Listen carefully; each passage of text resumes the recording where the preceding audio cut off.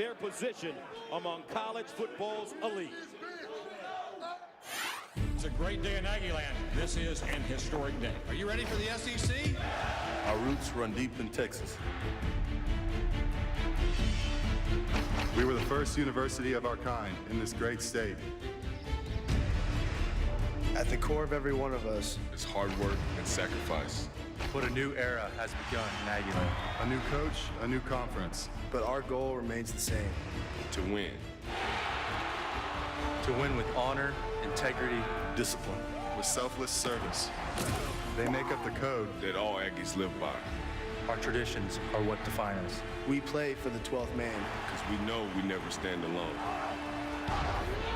And now, he has just taken it to the house.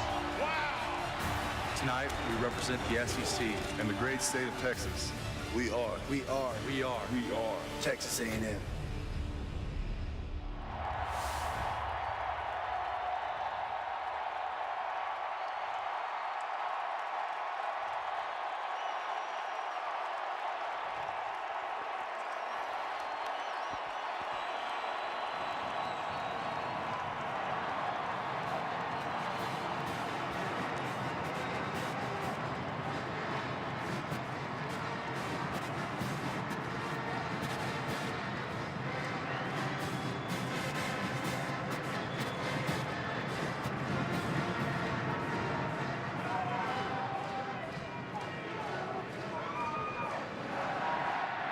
Oklahoma Sooner football, a program rich in history.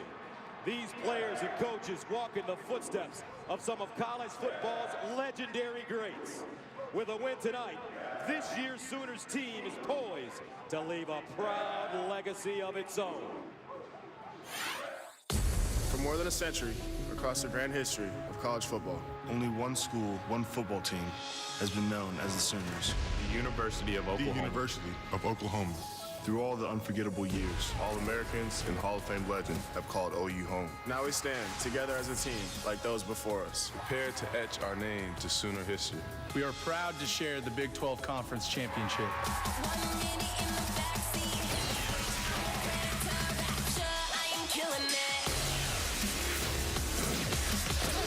Tonight, brace shoulder to shoulder. We focus on one more trophy. And the glory of winning the Cotton Bowl Classic. Cotton Bowl Classic. Before the eyes of the nation, on our sport's biggest stage, deep in the heart of Texas. Only one team wears our name across its crimson chest. Yesterday, tonight, and forever. We are the Oklahoma Sooners.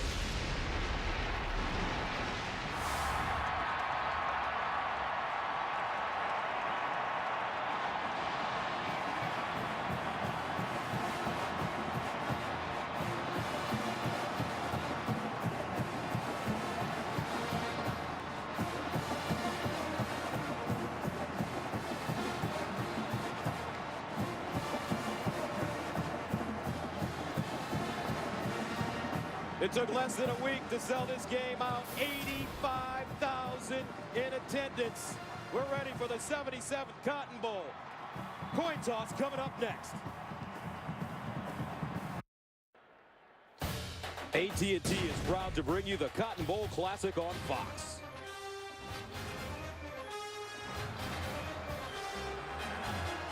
Welcome back to Cowboys Stadium. Time now to go down to tonight's referee, Tom Zamorski, for the coin toss.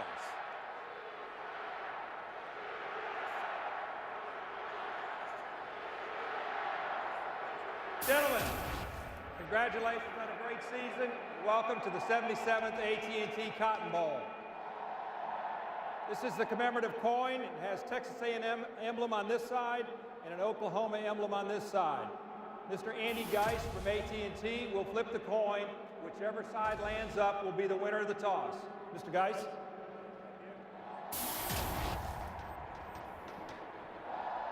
Texas A&M, you've won the toss. You want to receive. Which way do you want to kick? All right, A&M, come around this way. Oklahoma. Texas A&M will receive at this end. Shake hands, guys. Have a great game. So coming up, Texas A&M will get the football. We'll get our first look at the Heisman winner, Johnny Manziel. Kickoff of the 77th AT&T Cotton Bowl Classic coming up right after this.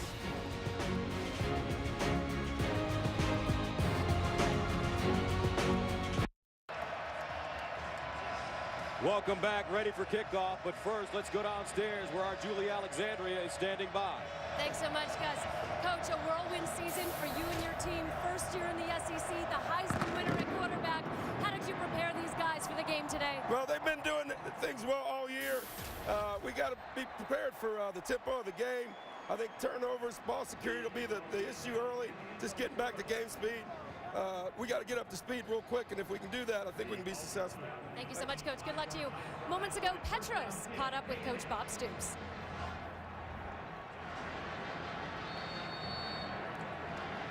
All right, we'll get to Petros later. Meanwhile, John Manziel coming on the field. And Charles, not a long time ago, he was an unknown redshirt freshman quarterback. Now he's the Heisman Trophy winner and one of the most talked about players in America as he runs it on first down and gets to the 30. And right away, they got him back into game action. Remember, as the Heisman Trophy winner, consensus All-American, and so many other awards, he's been out there with a lot of banquet circuit, a lot of officials, a lot of media, but he didn't miss a whole lot of practice time. They want to just get him going early, and they did. Gain 5 on the first play. Here's Molina running left. And Molina slung to the ground. Good open field tackle by Gino Grissom.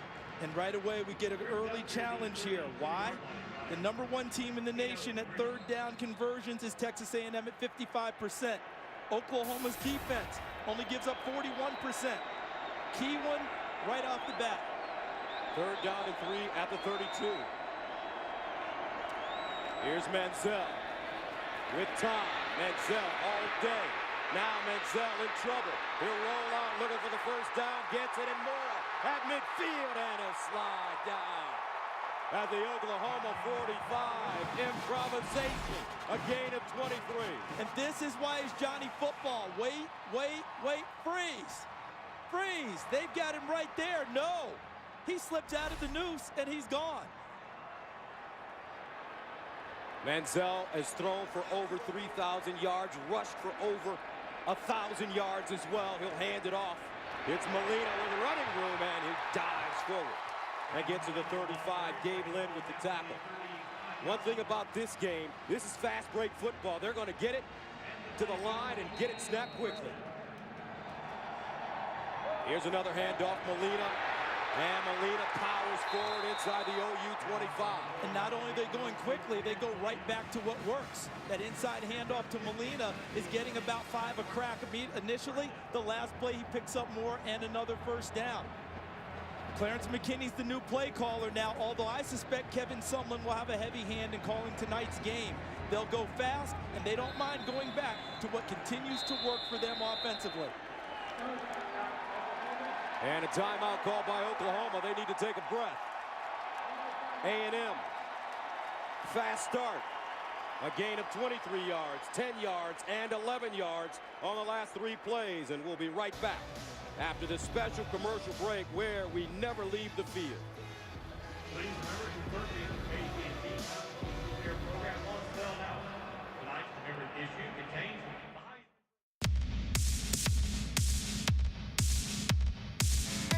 a European-inspired suspension, but it's not from Germany. A powerful fuel-efficient engine, but it's not from Japan. It's a car like no other, from a place like no other. Introducing the all-new 2013 Chevrolet Malibu, our greatest Malibu ever. I'm a streaker. I'm 300 pounds, painted blue, and apart from the cleats, I'm completely naked. Go State! Oops. And if you've got cut rate insurance, they might not pay for this. So get Allstate.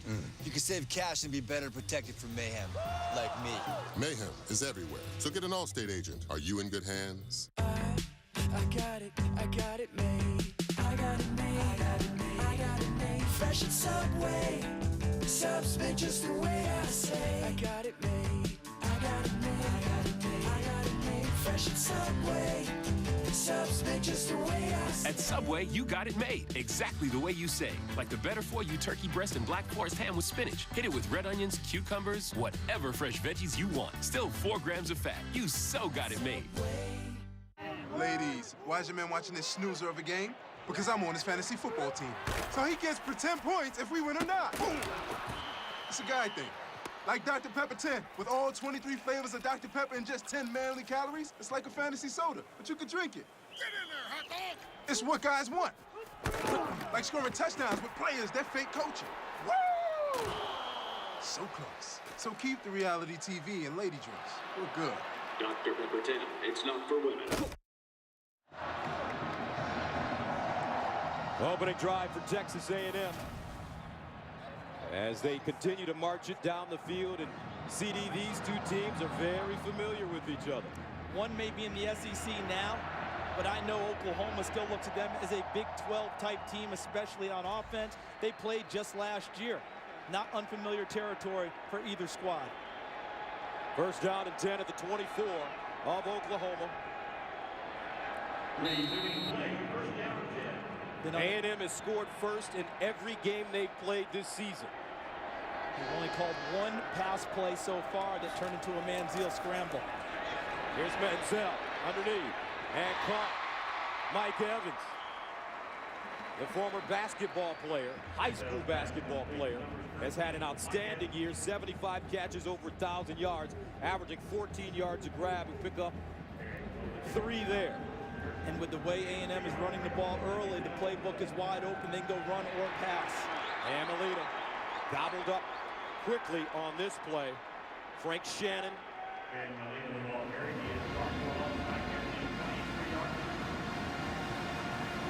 Stress tonight will be on the safeties of Oklahoma because of the run game with Texas A&M and the quarterback scrambles. What are they going to do in terms of playing the run and also be available in pass coverage? Third down and 9 at the 23. Manziel reverses. Manziel with a lane. Manziel down the sideline. And Manziel still running out of bounds. No, making a touchdown. Manziel tight roping the sideline, gets in. 23 yards.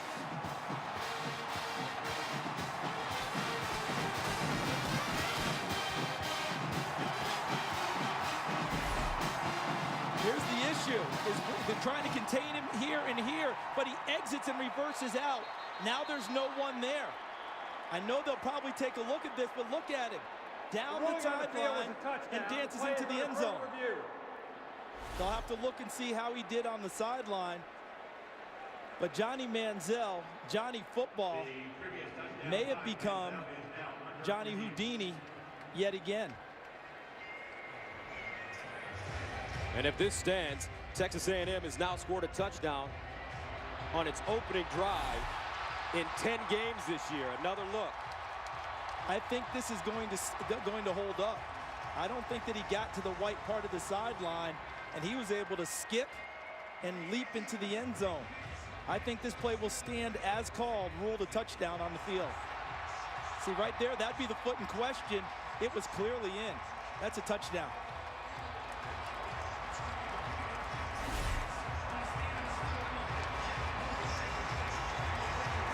And a fired up Johnny Manziel on the A&M sideline. So for those worried about rust in the banquet circuit, worry no more.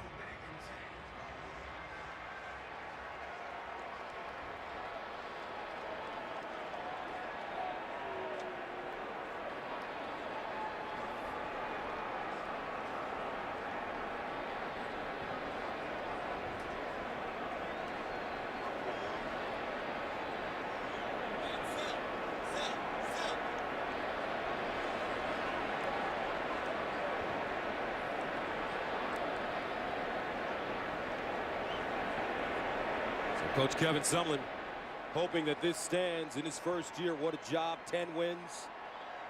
After further review, the ruling is on the field is confirmed. Touchdown.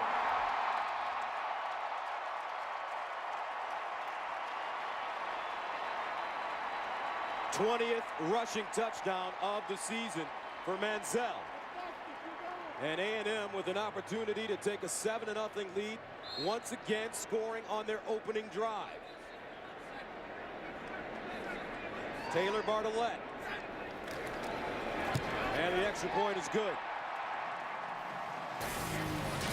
12:21 to play first quarter. A&M strikes first. The Heisman Trophy winner. Magical.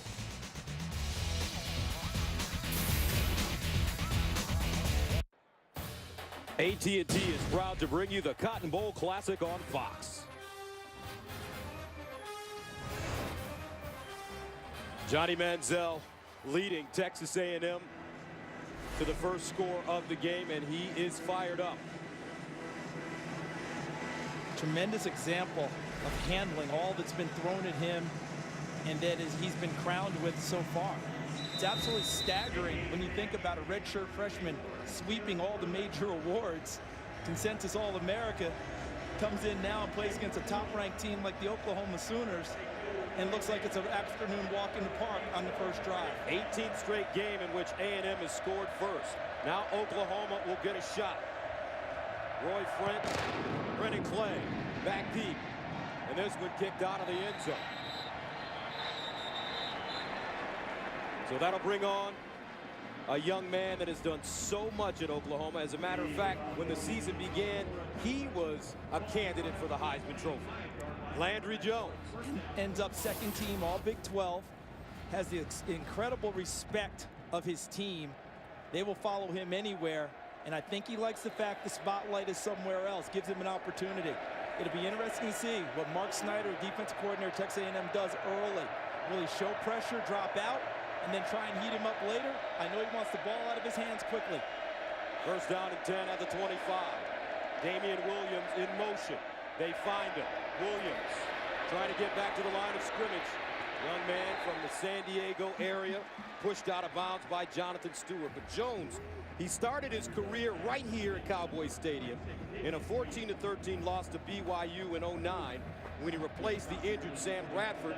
And ironically, it will end here at Cowboy Stadium. Jones throwing far side, caught and out of bounds. Justin Brown, the Penn State transfer. And the initial first down, and when Oklahoma gets a first down, they want to go a little bit quicker.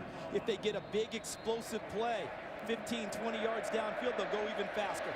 Jones with time in the pocket, over the middle and incomplete. Sterling Shepard, the intended receiver, that ball thrown a tad high. And Oklahoma stays on the line of scrimmage. And the thing for Texas A&M is that they've built their defense tonight to not worry about substitutions.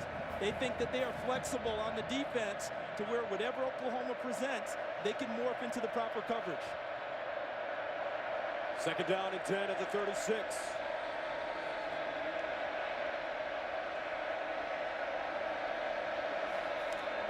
And they'll hand it off to Miller with all sorts of running room.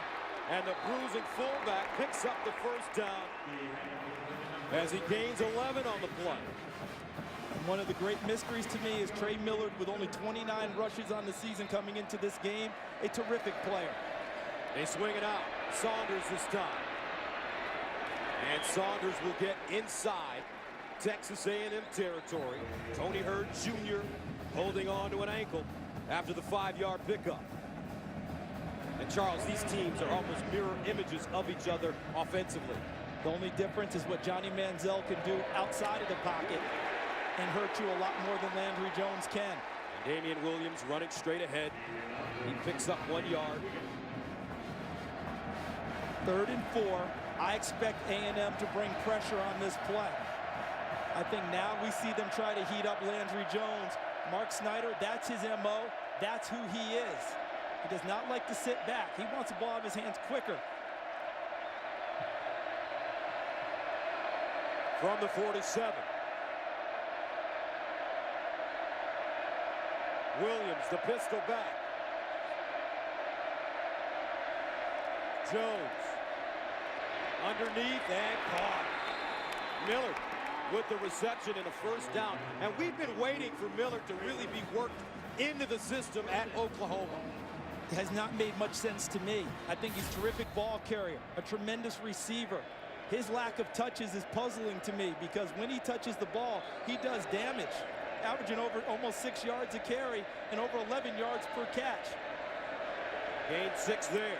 First down and 10 at the 41. Opening drive for OU.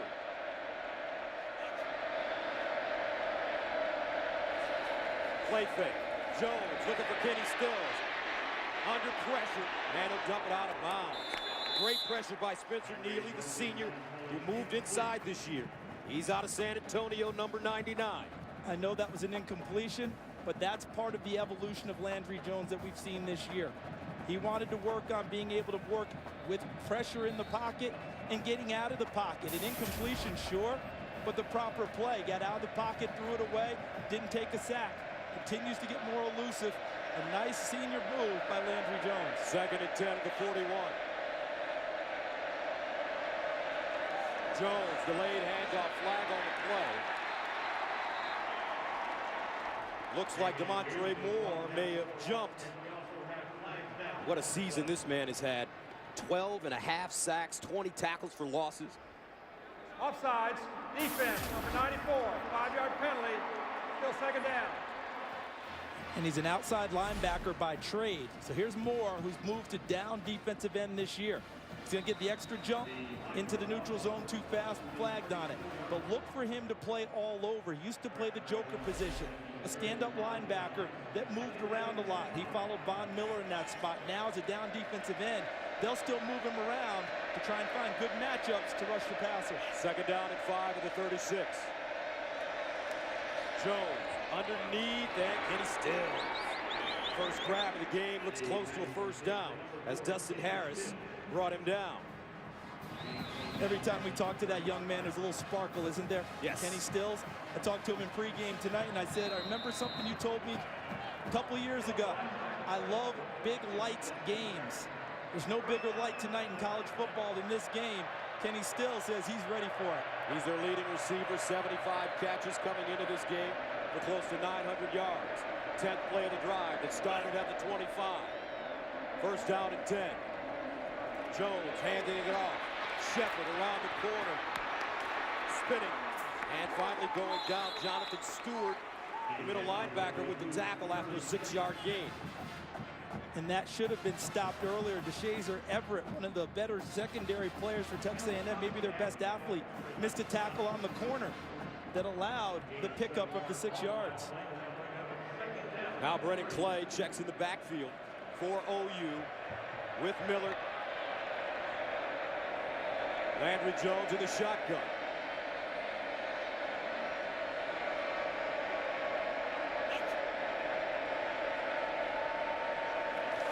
Jones to Clay.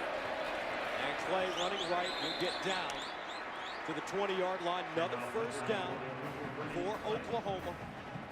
You know what this drive is? This is a settling drive. After the fireworks that A&M threw at Oklahoma with Manziel and all the sorties he had that culminated in the end zone, Oklahoma needed a drive like this to calm everyone down. Relax a little bit, folks. It's not going to be, let's not go have it so jangly all night. Here the offense is settling the whole team down. Oklahoma started the drive with 12:21 on the clock. We're closing in on 8 minutes now.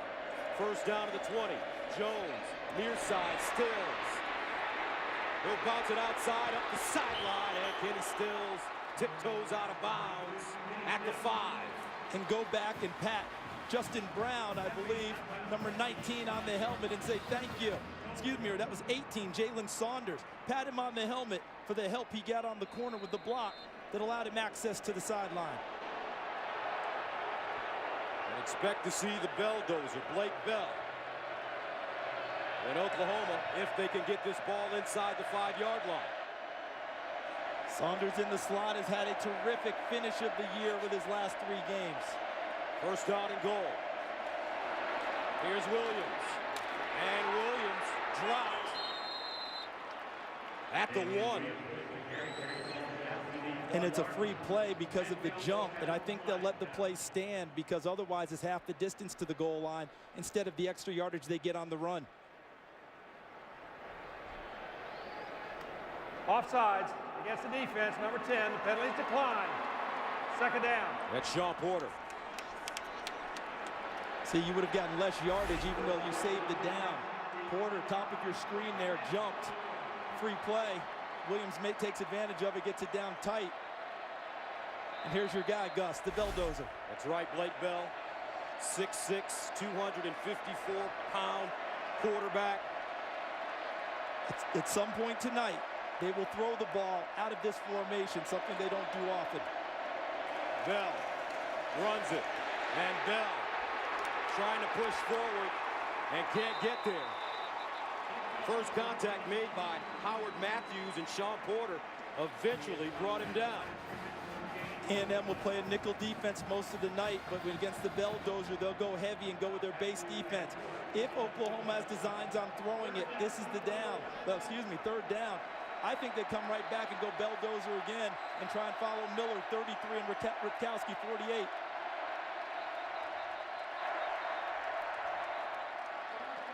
And another timeout called by Oklahoma. 2 timeouts called already, and we're still in the first quarter. A&M up 7-zip, but Oklahoma threatening. Referee Tom Zamorsky pointed the wrong way. Actually, Texas A&M called that last timeout. They had 12 men on the field. So that brings up a third down and goal at the 1. Blake Bell remains in the game. Millard standing right next to him. And this feels like 4-down territory. Jaden Bird, who'd been a linebacker, comes in as an extra fullback. Here's Bell. He wants to throw it. Does he? Bell?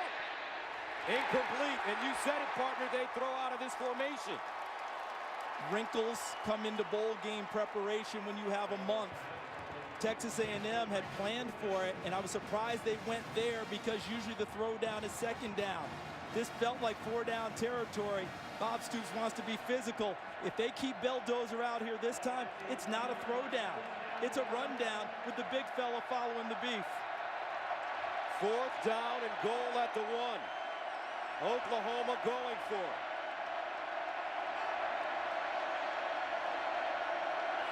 Bell, flag on the play. And he doesn't get in. And this will be a false start against OU. And if that's the case, kick the field goal. Before the snap, false start, 82 of the offense. 5-yard penalty. Still 4th down.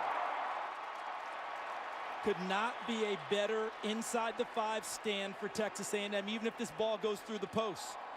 Oklahoma went with their bread and butter, Belldozer. We're going to be physical, run you over. They tried to fake them out with a pass. It didn't work. They didn't get it in with Belldozer running it twice, even if it goes through the pipes. This is a terrific stand for Texas A&M's defense early in the game. That brings on Michael Honeycutt into attempt a 23-yarder.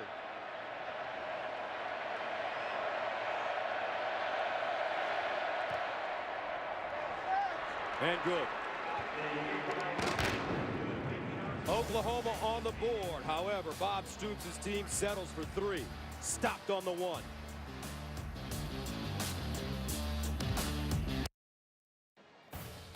Tonight's game is sponsored by the 2013 Chevrolet Silverado, working hard on and off the field. By Samsung Galaxy Note 2, the next big thing is here. And by Geico, 15 minutes could save you 15% or more on car insurance. Welcome back to the 77th AT&T Cotton Bowl Classic. Texas A&M with a 7-3 lead. And you know what I think we saw on that first goal line stand? The value of SEC football for Texas A&M. The Belldozer package, heavy package, they see that a lot in the SEC. Big guys wanting to run the football in short yardage situations. They work against it just about every week now. Trey Williams bobbles it, and he'll take a knee in the end zone. Now this January, the network that reinvented the television thriller has done it again. Kevin Bacon comes to Fox in a groundbreaking new series. Can one man stop a serial killer and his deadly followers? The following. Premieres Monday, January 21st on Fox. Well, if it's Kevin Bacon, Kevin Bacon. He can do it. Let me tell you something. He can be a bad man when he wants to be. And they're going to need him on that one. And speaking of bad men, the tempo and pace that A&M opened this game with, Oklahoma's got to find a way to settle in and get up to speed with them. First down and 10 from the 25. Manziel out of the gun. Manziel all day to throw the football. Swope is there, incomplete. Johnny Manziel put a little too much hot sauce on that football. And Oklahoma defense coordinator Mike Stoops drew up man-free coverage. Everyone locked up man with a free safety in the middle to go over the top.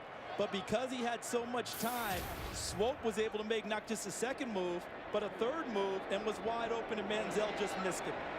Second down and 10.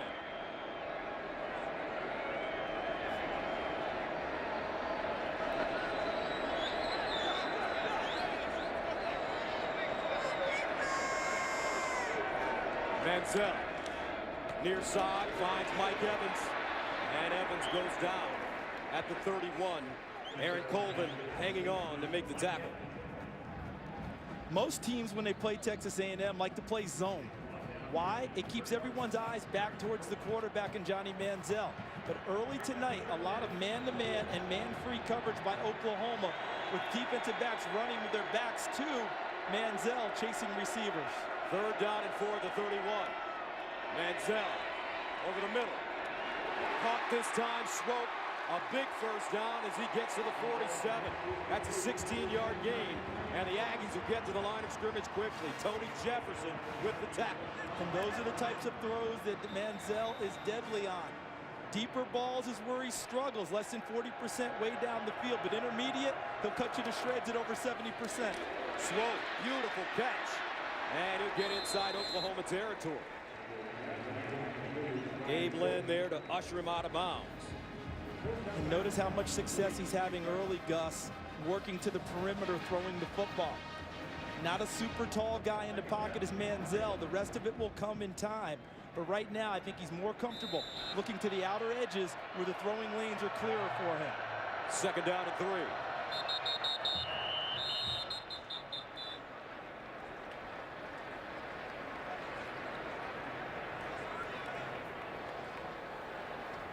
Ball start, number 70 of the offense. 5-yard penalty, still second down.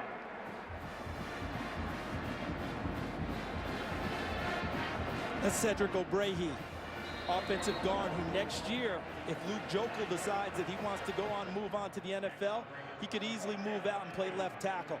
It's actually what he was groomed for when he got to A&M, but he's so talented, they had to find a place for him to play early.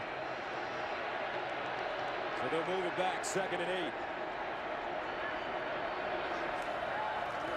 Manziel up the sideline, incomplete. Kenrick McNeil, the intended receiver, he did have a step on Julian Wilson. Wilson working with him and keeping the arm on him. He's actually pretty fortunate because that arm inside stayed on Kenrick McNeil. So in a sense, he got away with one, able to ride McNeil down the sideline and keep contact and get an incompletion out of it. So that brings up 3rd down and 8. A&M is number 1 in FBS in converting third downs. 55%. They're 3 of 3 tonight. Here's Johnny Manziel. Improvising. Tosses it. Caught by Molina, but he won't pick up the first down.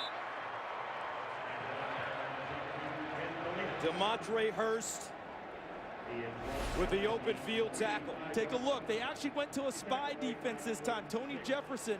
Everyone else is man-to-man with a blitz. See Jefferson trying to mirror Manziel? He's the spy on him. Manziel didn't have the room to go. Hits it to Molina, and a good tackle by Hurst to present the first down and force the first punt of the night by A&M. Oklahoma gets off the field, not giving up any points.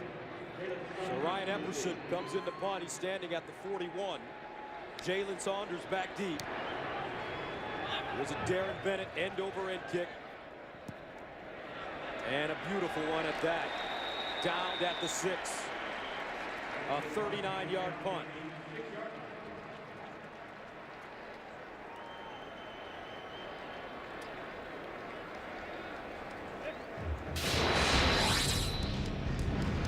Now let's take a look at what's coming up on Fox Sunday, the wild card game. Two of the great young quarterbacks in the NFL. Russell Wilson for Seattle, RG3 for the Redskins. And they will do battle Sunday at 4 Eastern time on Fox. We're putting two of the rookie sensations against each other right out of the gate. Boom, boom, boom. Fireworks coming up in that game. Landry Jones taking over, first down and 10. He'll throw it near side. Kenny Stills, great reception as he's driven down by Dustin Harris. Could not have been a better thrown football. I mean, that was perfect rhythm. Ball's out of his hand. Perfect spot for Kenny Stills. Andrew Jones off to a great start. 10-yard gain. Here's a handoff. Williams breaks it back. He'll get a yard, maybe on the play, as DeShazer Everett trips him up.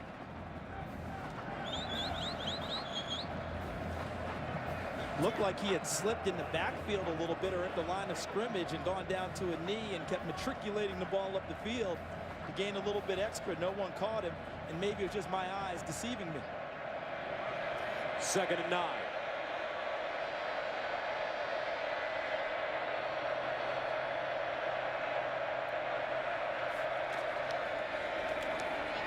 And they hand it off. Nice room on the right side for Damian Williams. He gains 8 on the play as Howard Matthews, the safety, brings him down. It's 3rd and short, and it appears Landry Jones will stay on the field for this call as opposed to the Belldozer package.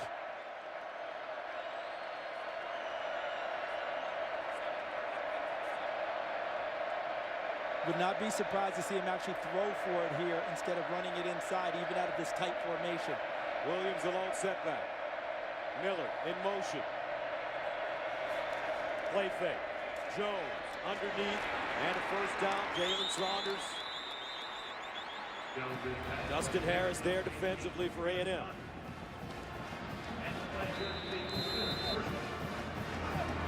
Like how they showed that tight bunch formation, tight package. Here we come with the run. Millard in motion. Look out, guys. Fake it, throw, pick up the first down. Josh Heupel trying to mix and match a little bit and break a few tendencies after what A&M has scouted for the last month. Jones, 8 of 10, 59 yards to start from the 31. A&M showing blitz. Here they come. Oklahoma picks it up, and Jones throws a strike to guess who? Kenny Stills.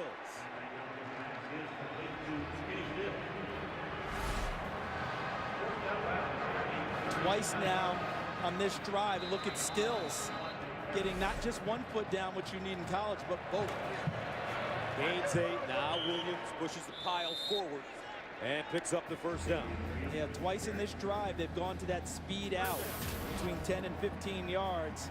Ball's right on target, right on time for Kenny Stills. 3rd-year starter Kenny Stills. He was a freshman All-America. Father Kenny played safety for the Packers and Vikings. First down at 10 of the 42.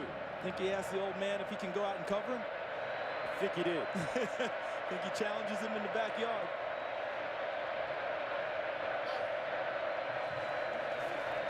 Jones underneath, and very nice open field tackle by Tony Hurd.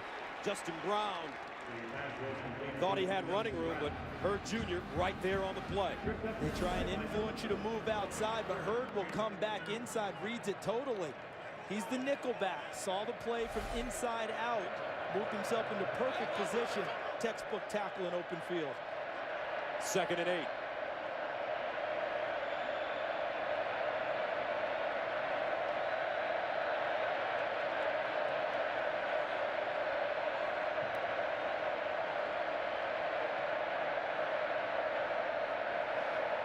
Jones, quick strike underneath. He has his receiver.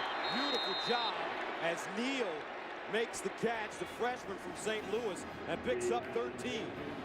And how about the leap players make from the end of the season to the bowl game, especially if you have a month of practices. Deron Neal's, we see Oklahoma 23 plays to Texas A&M's 14. Deron Neal, that's his 5th catch of the season. I'll bet that extra bowl work has really helped his confidence and helped him really have an understanding of the offense. But Landry Jones is starting to warm up, folks. 7 completions in a row. This is their 2nd offensive drive. 1st down and 10 now.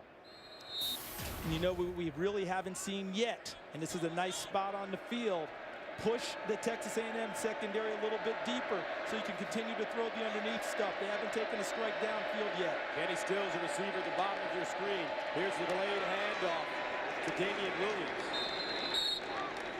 Spencer Neely with the tackle. And that may take us to the end of the 1st quarter. And what a quarter it's been. Fast pace, fast break, college football. Exactly what we expected to see, especially from A&M. And how about Oklahoma starting to settle in now? Somewhere Chip Kelly is watching this game and smiling, enjoying it in a big old easy chair. 7-3.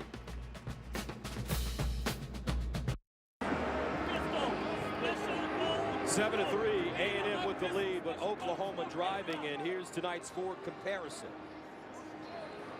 Look at the rushing yardage. A&M hasn't been a super rushing team other than Johnny Football this year, but they got off to a great start, largely because of him.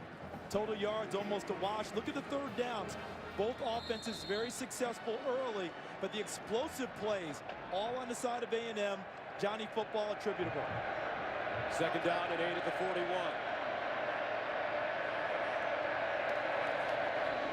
Quick strike, Justin Brown breaks the tackle, gets up the sideline, and he's close to a 1st down. And I like the way, even though Oklahoma is a fast-paced offense, it seems like they have different gears for this fast-paced offense. Different tempos, different speeds. During the break, we talked with Petros Papadakis, who's on our sideline, and that was what we discussed. What are they doing with the pace? And this pace is helping slow down Texas A&M's offense and the fast pace of Johnny Football. And here comes the bulldozer again on 3rd and short.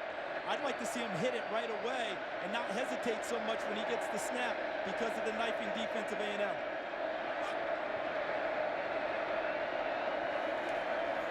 And they run it straight ahead. Bell with all sorts of running room. Great play fake. Miller sold it, and he gains 12 yards. Stephen Terrell with the tackle. Sold it. Sold. How beautiful was that? 1st down. They pitch it, play. And they get to the line of scrimmage so quickly, you can't get a replay in both these teams. And you like how fast they went again by leaving Blake Bell in the game to run the next play as opposed to changing up after the 1st down and killing a little momentum. Nicely coached by Josh Heupel, the offensive coordinator, and his offensive staff. Keep it going, then after the 1st play, you get Landry Jones back in. A lot of huffing and puffing now from the Texas A&M defense. 2nd and 5 at the 18. Miller, the motion man. Landry Jones turns, finds his receiver, Saunders. And Saunders inside the 15. Dustin Harris stops him.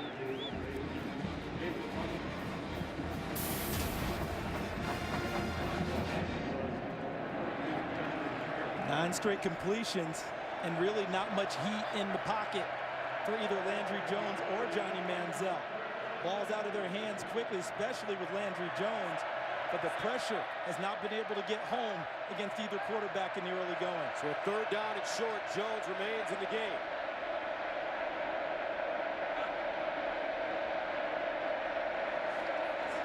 Jones to the sideline. Beautiful strike to Kenny Stills and a 1st down. Kenny Stills with his 5th catch. He came into this game 3 catches away from becoming the 4th player in Oklahoma history with 200 career catches, and he has it. And he and Landry Jones have that bench route down pat, that speed out. That ball's gone before Kenny Stills is making and finishing his cut, and it's right on target. So a 1st down and goal at the A&M 8-yard line.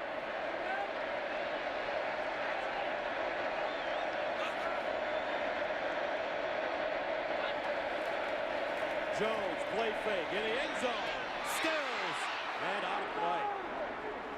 Shazer Everett standing right there for A&M.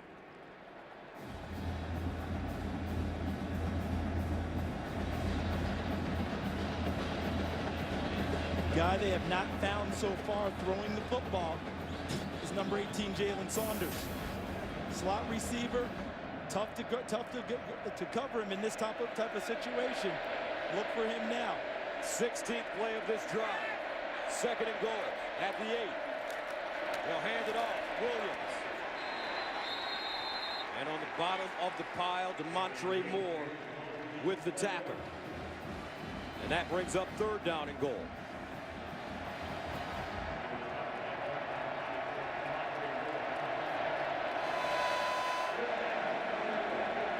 A&M bending but not breaking, holding Oklahoma to 3 on their first drive.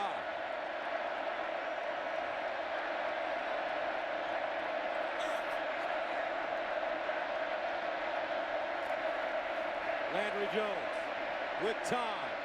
Jones in the end zone, incomplete.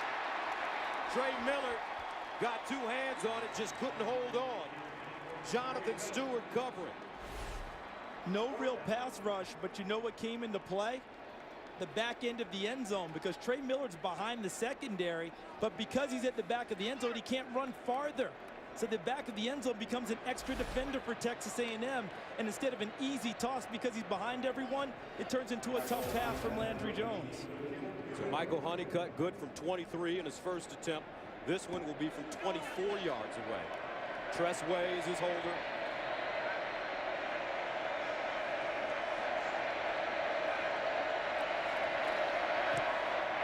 And he nails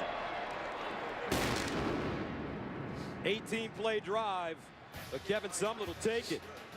Oklahoma settles for 3 once again.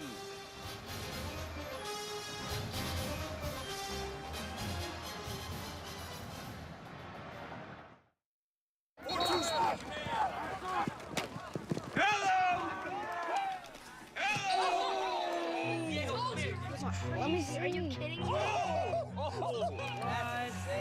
No. Mr. Woodson? Oh, hello. Hello. Hello. Caleb, I got someone I want you to meet. Hello. AT&T, the nation's largest 4G network, covering 3,000 more 4G cities and towns than Verizon. Rethink possible. Customer Aaron Swenson bought from us online today, so I'm happy. Sales go up, I'm happy. It went out today. I'm happy. What if she's not at home? She won't be happy. Use UPS. She can get a text alert, reroute, even reschedule a package. It's UPS My Choice. You happy? I'm happy. I'm happy. I'm happy. I'm happy. I'm happy. Happy. Happy. Happy. Happy. Happy. I love logistics. Ladies, why is your man watching this snoozer of a game? Because I'm on his fantasy football team. So he gets pretend points if we win or not. Boom! It's a guy thing. Like Dr. Pepper 10, with all 23 flavors of Dr. Pepper and just 10 manly calories, it's like a fantasy soda, but you can drink it. Get in there, hot dog! It's what guys want. Like scoring touchdowns with players that fake coaching. Woo! So close. So keep the reality TV and lady drinks. We're good. Dr. Pepper 10, it's not for women.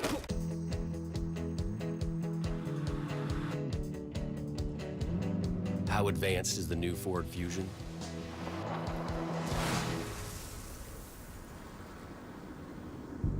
Well, it has outstanding performance and handling, and it offers a plug-in hybrid that gets a projected 100 mpge. Of course, there's still one thing it can't do.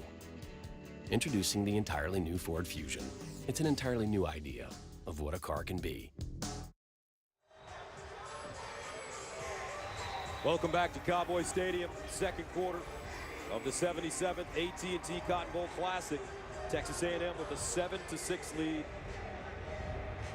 Johnny Manziel getting the Aggies on the board with a 23-yard scramble for a touchdown.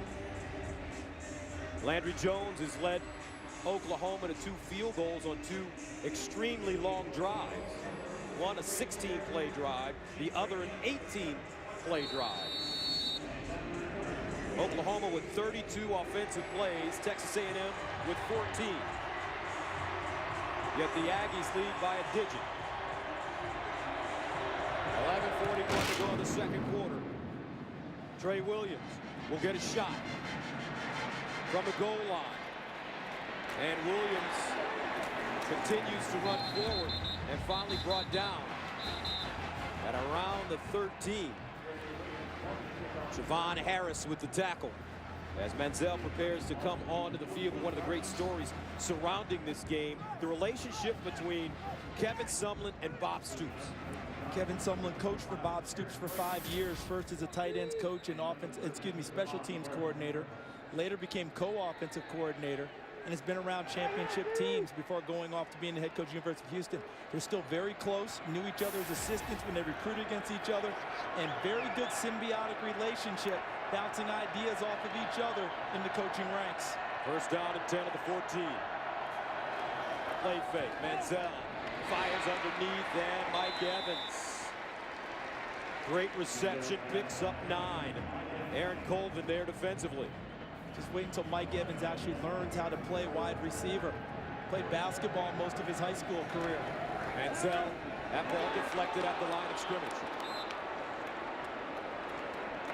Looks like Julian Wilson got a hand on it. As you take a look at the time of possession, the most glaring stat thus far. And Texas A&M does not care about time of possession. They care about drives and points. Oklahoma loves time of possession. Why? Because number 2 is on the field now. When Oklahoma has the ball, he's over on the sidelines. Third down and 1 for Manziel and company. They'll hand it to Williams. And looks like he picks up the first down.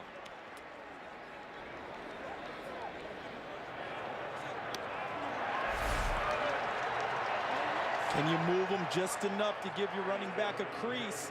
And he slips inside Ibuloye, number 5, and dives forward. Bob Stoops doesn't like the spot at all, but he's not going to win that one. Kind of similar to his mentor, Steve Spurrier, not liking the spot in his game on January 1. Manziel to throw it. Now in trouble, decides to run. Johnny Manziel gets to the 33. Javon Harris stops him, but I don't think Oklahoma, when this game began, especially on the touchdown run, understood how fast Johnny Manziel actually is. They used Trevor Knight, a backup quarterback, to be T-football, as they called him. But he can't be Johnny Manziel. He can't be that fast, that quick, and totally simulate what you get on game night, as you just pointed out. A Heisman Trophy winner, 4 carries, 60 yards already, 2nd and 2. Manziel to the sideline. This ball caught. Wachiku. Nice yards after the catch. Harris finally stops him, but he gains 12. And again in the passing game, working the perimeters and the slants. Best routes for Johnny Manziel. The one he tried to throw across the middle, batted back at him. Manziel running it straight ahead with a crease. Manziel at the 40. Needs a block. Manziel in space. Manziel still going. Johnny football. 45 yards.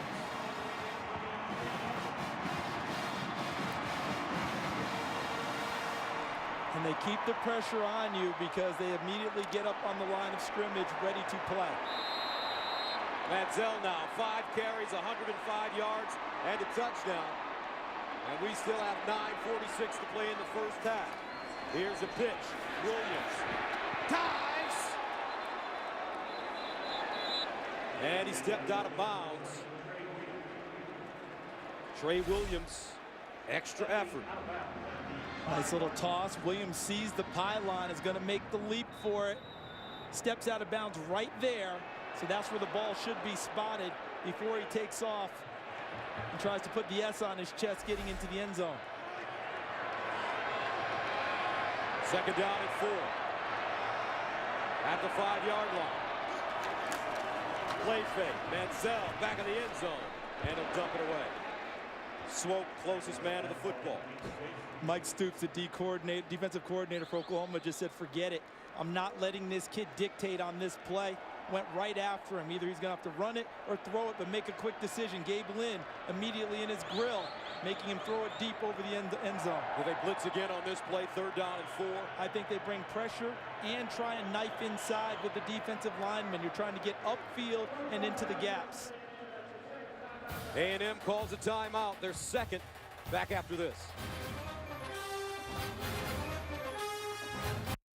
The AT&T Cotton Bowl Classic on Fox is sponsored by the new 2013 Ford F-150 with EcoBoost. 7-6, Texas A&M. However, a big 3rd down and 4 coming up for the Aggies at the Oklahoma 5-yard line. How about Johnny Manziel with these scrambles?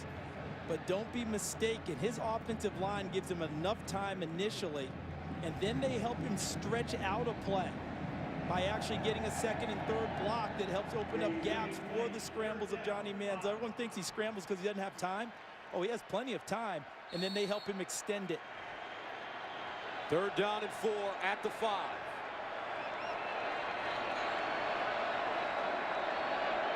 Manziel in the shotgun. Manziel reversing, throws off his back foot. Hey, picked off. Javon Harris. Oski. And Oklahoma has it.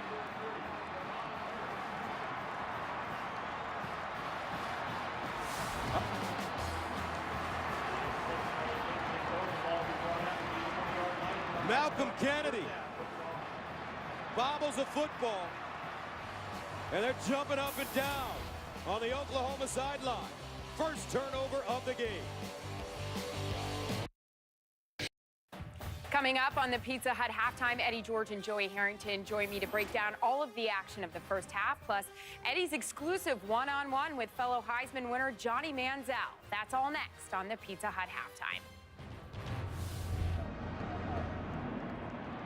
Welcome back. Only the 9th interception of the season for Johnny Manziel. And that ball should have been caught.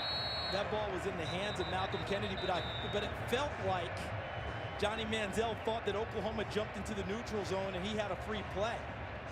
When he scrambled around, threw it across the middle, the sense was that he thought they were in the neutral zone. I've got a free play. It doesn't matter. Turned out they were not in the neutral zone. No flag. Malcolm Kennedy, the ball bounced off his hands to Javon Harris for the interception, a pass that should have been caught by the youngster from A&M. So the Sooners take over at their own 20. Play fake. Landry Jones dumps it. This time it's to his running back, Damian Williams, out of the backfield. And Williams will gain about 8.5 on the play. Gus, what is it about these San Diego backs? Damian Williams being one of the latest? Brennan Clay as well. A guy named Ricky Williams that played at Texas that was pretty good from San Diego. Also a guy named Marcus Allen, our colleague. Saunders, first down. As he gets out of bounds, Tony Heward Jr. escorting him out of bounds. As you noted, the first turnover of the game comes through courtesy of the Oklahoma defense, helping their offense now move the ball. Jones looking for Kenny Stills. And incomplete. A flag on the play, though. Stephen Terrell covering. Fans upset, I believe, because it came late. Pass interference against the defense. Number 21, 15 yards to previous spot. Automatic first down. And sometimes the flag comes late because it takes time to get it out of your pocket. But he had the call the whole way. And the reason that the flag came down was on the inside move by Stills. The hand got inside onto the receiver, impeding his ability to cut inside for the football. No argument from Stephen Terrell. So a first down now at the 47-yard line for Oklahoma. And I like the deep ball. Make the A&M cornerbacks and DBs be aware that you may try and push it past them so they can't just sit on the short and intermediate routes. Jones under center this time, hands it off. Williams breaks it back, still on his feet, hits the sideline, and out of bounds at the 45. That's a terrific run. Gain of 8. Everett pushes him out of bounds. Damian Williams.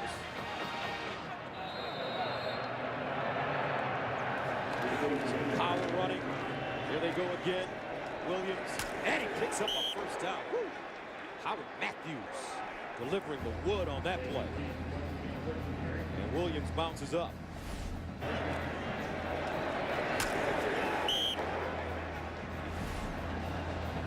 That's called bringing the wood right there. And Damian Williams was up to the task. Man on man, meeting at the sideline. First down at the Texas A&M 41. A&M defense has been on the field a lot in the first half. Will that pay dividends for Oklahoma as this game moves into the second half? And a timeout call by OU. Lane Johnson couldn't hear the call, the left tackle. 7:58 to play. 7-6.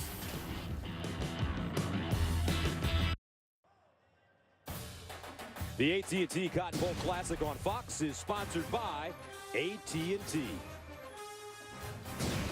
By the Nikon One, a different kind of Nikon. And by Pizza Hut. Make it great.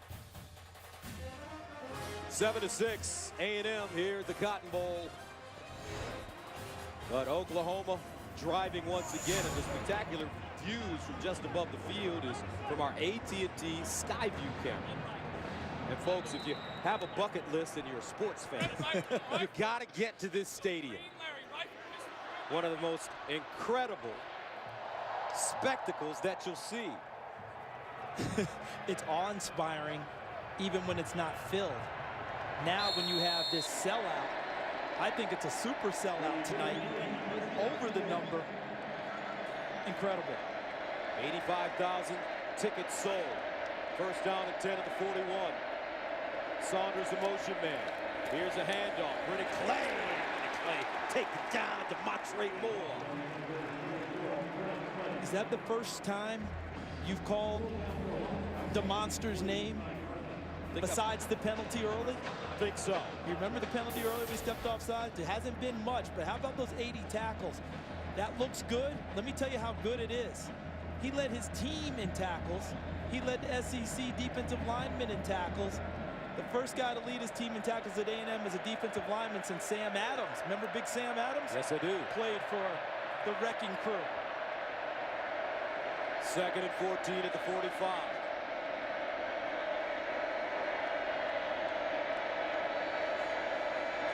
Andrew Jones steps up in the pocket, delivers, and it's intercepted. Dustin Harris with the convoy. Harris breaks it back. Harris finally goes down inside OU territory. A 23-yard return. So we have our second turnover of the ball game. A&M's defense matches Oklahoma's turnover for turnover, takeaway for takeaway. So let's take a look. This is Tony Herb, the nickelback. Here's the linebacker. Let's see where Harris comes from. I think the corner position to your left. Inside, he let the receiver go in here, and then he retreated. Saw the football and fell back into coverage. Well played by Dustin Harris. That's what coach is talking about, putting your eyes in the proper place and following your keys. Oklahoma defense having problems getting lined up. Here's the reverse. McNeil wants to throw it. And caught.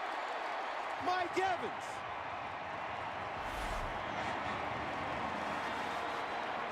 Evans' 39-inch vertical leap comes right into play as he goes up and snatches the football for a huge gain downfield. First down at the OU 28. Molina with a lane. Molina cuts inside, down at the 5. Uh-oh. They're starting to play some ball here in Texas. A&M punching Oklahoma back. And the top tackler for Oklahoma, Tony Jefferson, limping after that play. But the right side of the A&M offensive line, Cedric Abraye and Jake Matthews opened up a gaping hole. Jefferson has been nursing a high ankle sprain. First down and goal at the 5. Manziel rolling. Manziel Touchdown.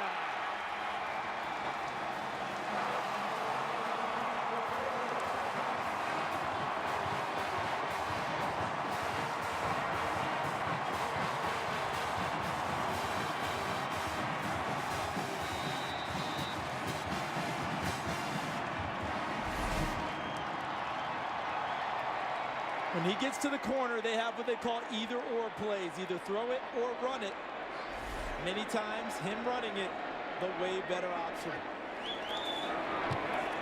Extra point up and good. A&M capitalizing on the interception. Johnny Manziel, his second rushing touchdown of the evening. After Dustin Harris's 7th career interception, Johnny Manziel and the A&M offense score again. 3-play drive covering 48 yards. They score in 43 seconds. Now we have a 14-6 game here at the Cotton Bowl. They capitalized on their takeaway. Oklahoma takes it away. No points scored. Roy Finch, Brennan Clay back deep. This will be Clay. Brings it out of the end zone. And Clay close to the 20-yard line before being stopped.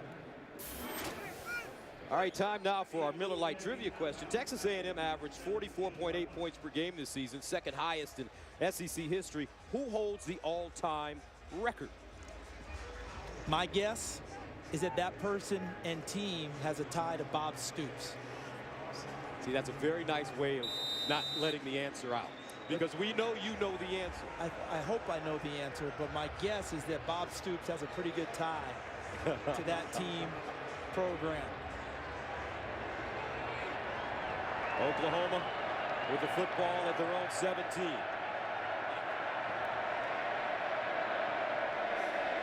Andrew Jones to the sideline. Long throw, Damian Williams makes the catch. Dives forward, Hurd Jr. with the tackle.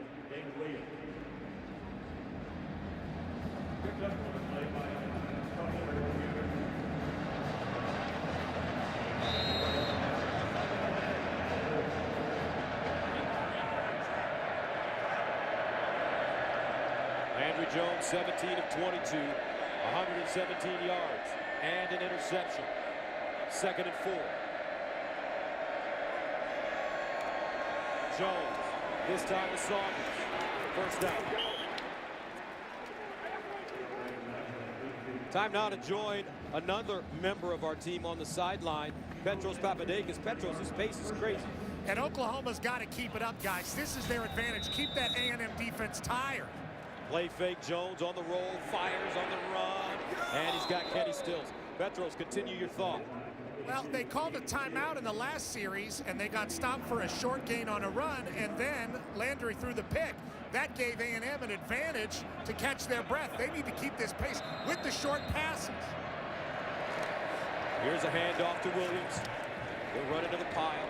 Kenny Stills loses his helmet, so he'll have to step off the field for a play. And I think where you're going, Petros, is the 16-play drive, the 18-play drive. Manziel's not on the field. You're tiring out the Texas A&M defense. The downside for Oklahoma so far, though, is that they've had to kick 2 field goals. They haven't gotten the ball in the end zone. When A&M touches it, the likelihood of a touchdown much higher, thus the difference in the game. So on 3rd down and 2, Landry Jones trots off. Blake Bell in the game. The heir apparent for the starting role starting tomorrow. Watch A&M try and knife in the defensive line and get upfield against him to try and stack it up. So some confusion for Charge Oklahoma. Timeout, Oklahoma. It's their last charge timeout of the half. And with under 5 minutes to go, OU now out of timeouts. And we called a lot of Texas A&M games last year. As a matter of fact, the last game we called in College Station, Missouri, coming back to beat the Aggies. But the most noticeable difference from my vantage point, partner, is this Texas A&M defense. They play a SEC style of defense this year. And what they've done is, remember last year, they were somewhere around 115 to 120 in total defense. Gave up a ton of yards throwing because that's Big 12 style. The SEC style helps some because you don't run as many plays. You're not throwing it as much. But they do a lot of periods that are very physical in practice to go against SEC style teams, even though their offense and their style at A&M is spread it out, throw it a lot more than run it. But Mark Snyder and his defense spend a lot of time being physical in practice, and that's been the jump for this team. 3rd down and 2. Landry Jones back in. Jones fires. Oh, what a beautiful catch by Jalen Saunders in heavy traffic. So on 3rd and 2, they get 15. And that was a counter play. They've run that formation and motion and thrown screens out of it much of the evening. That time they showed it and threw it downfield. Jones will throw it again. Under pressure, and he gets rid of it. Now he's in the pocket. The referee is determining and checking, and now the linesman helps him and tells him there's someone in the vicinity, thus no intentional grounding. Good coordination between the referee and his linesman to make sure.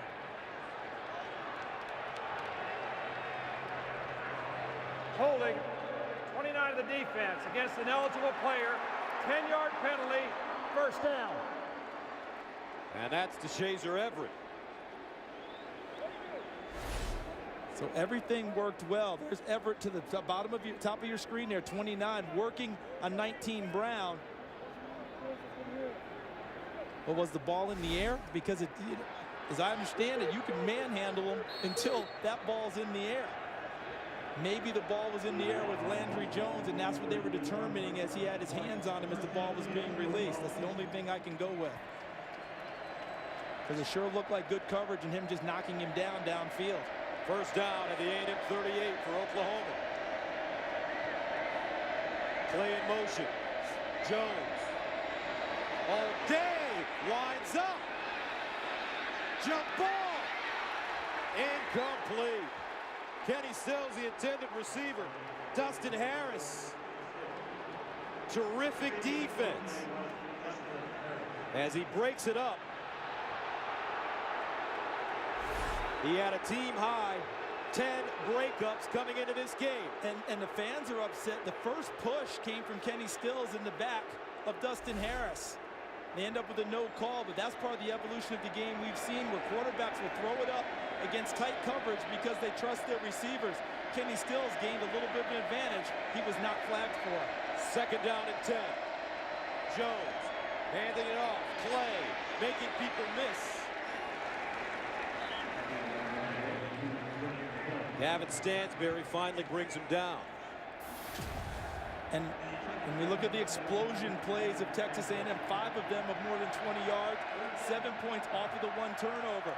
Oklahoma wearing A&M's defense out with 45 offensive plays, but only 2 field goals, having gotten into the end zone. So a big 3rd down and 9 at the 37.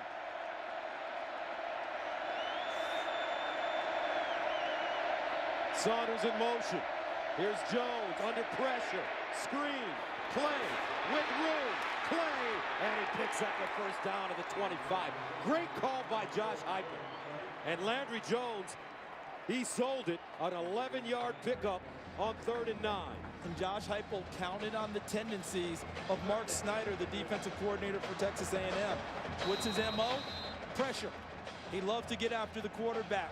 Use the pressure against Texas A&M with the screen and picks up the 1st down.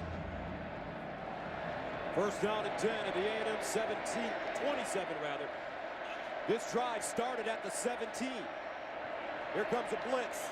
Clay breaks it inside and picks up a nice chunk. That'll be 5. Stephen Jenkins and Jonathan Stewart combining on the tackle. And Petros was talking about how many plays Oklahoma's running, the tempo, the pace. Texas A&M trying to counter now with rushing defensive linemen in and out of the game. They do have them tired, as Petros has noted. 2nd and 6 at the 23.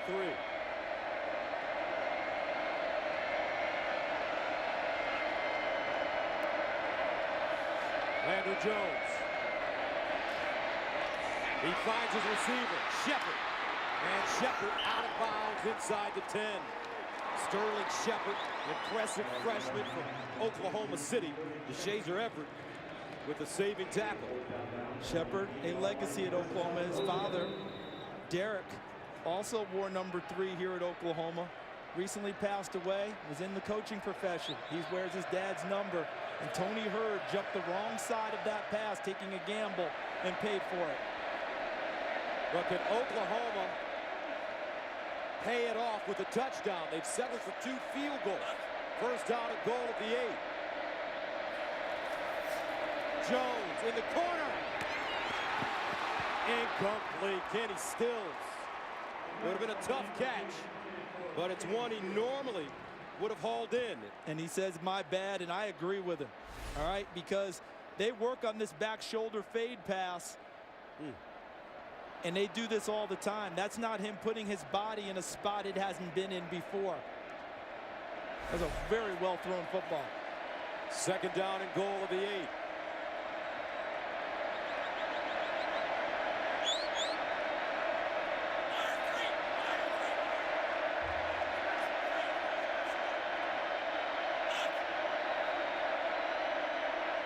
Jones. This time he hands it off to Clay. And Clay will get close to the 5. Montre Moore, Jonathan Mathis defensively for A&M.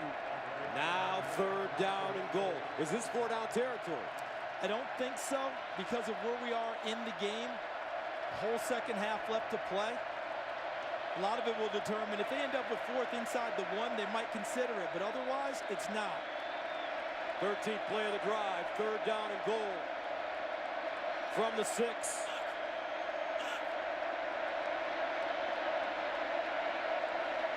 Jones scrambling. Jones looking in the end zone. Touchdown! Landry Jones finds Justin Brown. And the Sooners pay it off. And don't expect them to go for 2 here. It is way early in the game for them to chase points. Kick the extra point, make it 14-13. But partner, Johnny Manziel is the elusive one in this game, correct? Yes.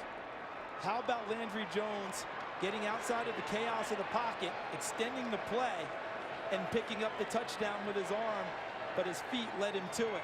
The evolution of Landry Jones this year increased in the pocket. Extra point up and good. 1:16 remaining in the first half. Landry Jones, the senior, making plays.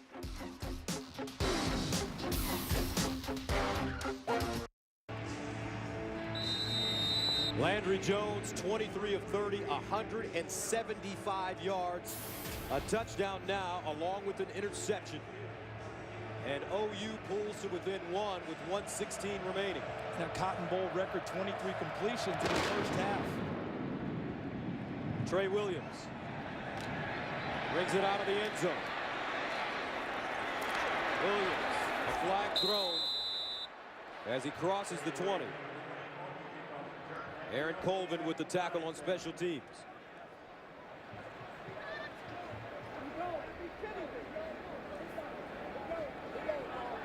During the return, holding number 36, the receiving team. 10 yards for spot of the foul. First down. That's Donnie Baggs.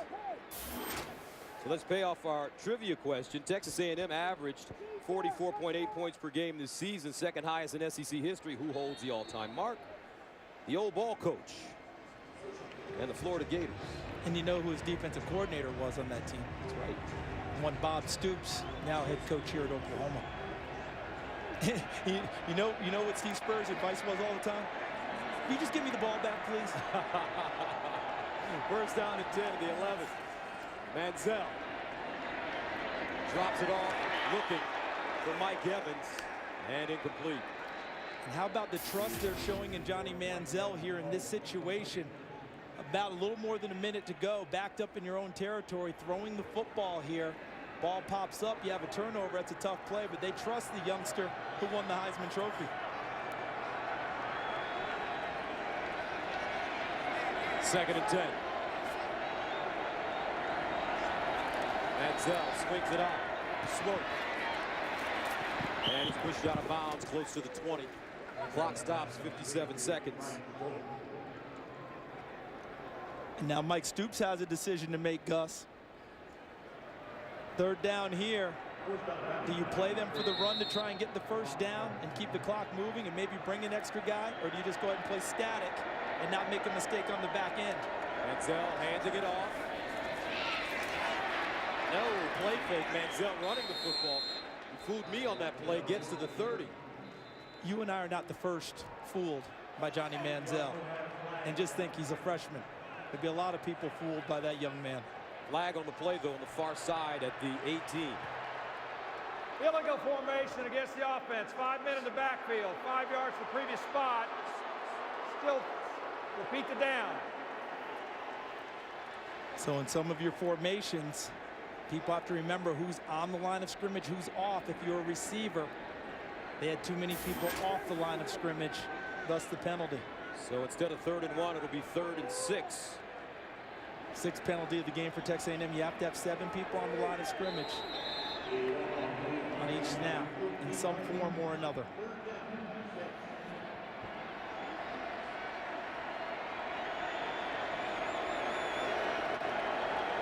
I'd be aware of quarterback draw here with Manziel. Fires to the far side, Swope with it with a first down, and he is knocked out of bounds by Javon Harris. Looks like he picked it up, though. Javon Harris delivering a lick. But a first down for the Aggies. At the 21. Ryan Swope, their slot receiver, number 25 in white, has been relatively quiet in the first half. Missed a big opportunity with him on a double-triple move early in the game. He's their all-time leader in receptions with 244 coming into this game. 79 yards away from becoming their career yardage leader as well. Coming into this game, he's got 4 catches for 38 yards. Manziel, quarterback draw, bottled up. Now hits the sideline, and he'll get out of bounds. I need to talk to him and Kevin Sumlin. About what? Because we said quarterback draw one play ago. Can we get in sync here? Can you help us out a little bit, Coach? Manziel, though, already over 100 yards in the first half. Record for a quarterback in the Cotton Bowl for the first half. 2nd and 6. They'll throw it. Sideline. And incomplete. No flag on the play. Swope, the intended receiver. At first blush, Oklahoma may be fortunate. Julian Wilson on the coverage, getting the Swope, who goes off the field now. Did he get their account early? That's what the A&M fans are saying, is Swope. Look at the play. Ball. A case could be made that he's into the legs of Ryan Swope before the ball gets there, but it is a bang-bang play. That's tough for the official on the spot. I really don't, to me, there's not too much of an argument because it could have gone either way. Manziel under pressure, steps up, tosses it up, and incomplete. Mike Evans, the intended receiver, with 6 seconds to play in the first half.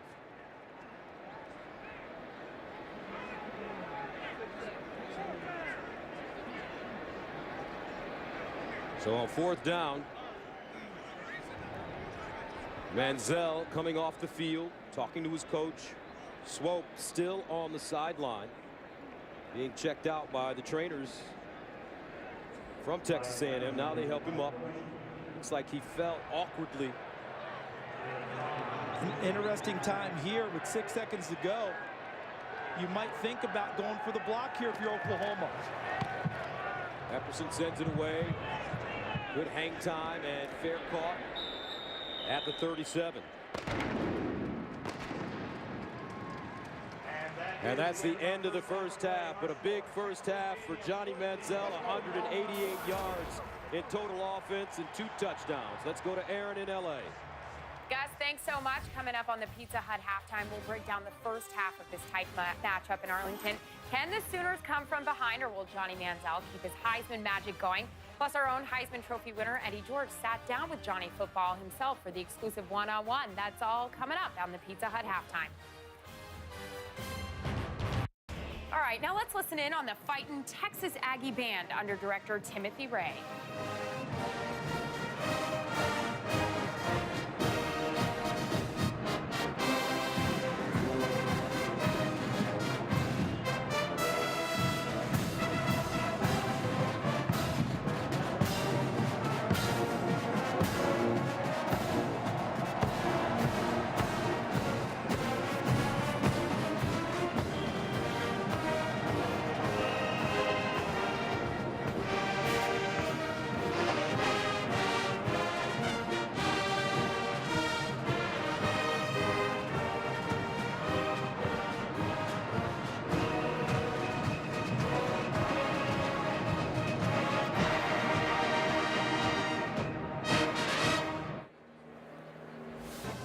We welcome you back to the Pizza Hut halftime. Let's go out to Cowboy Stadium and listen to the Pride of Oklahoma marching band under the direction of Brian Britt.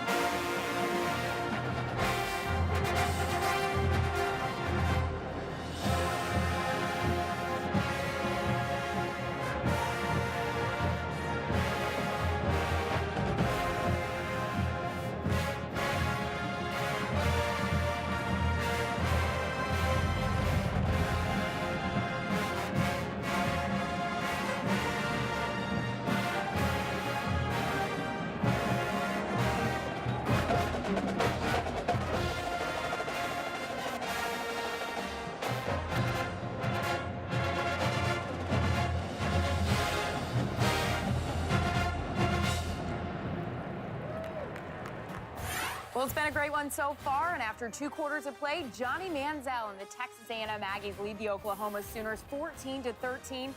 The second half of the 77th annual AT&T Cotton Bowl from Arlington, Texas is coming up next.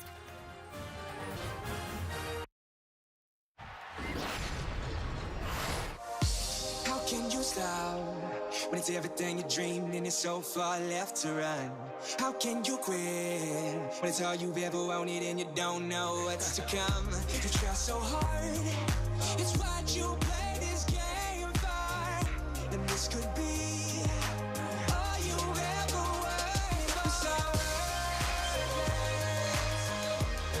And welcome back to the AT&T Cotton Bowl Classic. That was Time Fly's new song, Worth It, to start the third quarter here in Arlington. 14-13, A&M leading Oklahoma. Gus Johnson along with Charles Davis. CD, did you expect more scoring in the first half? Well, with the way things went for Oklahoma down the stretch this year, where people were putting up more points, remember the West Virginia game?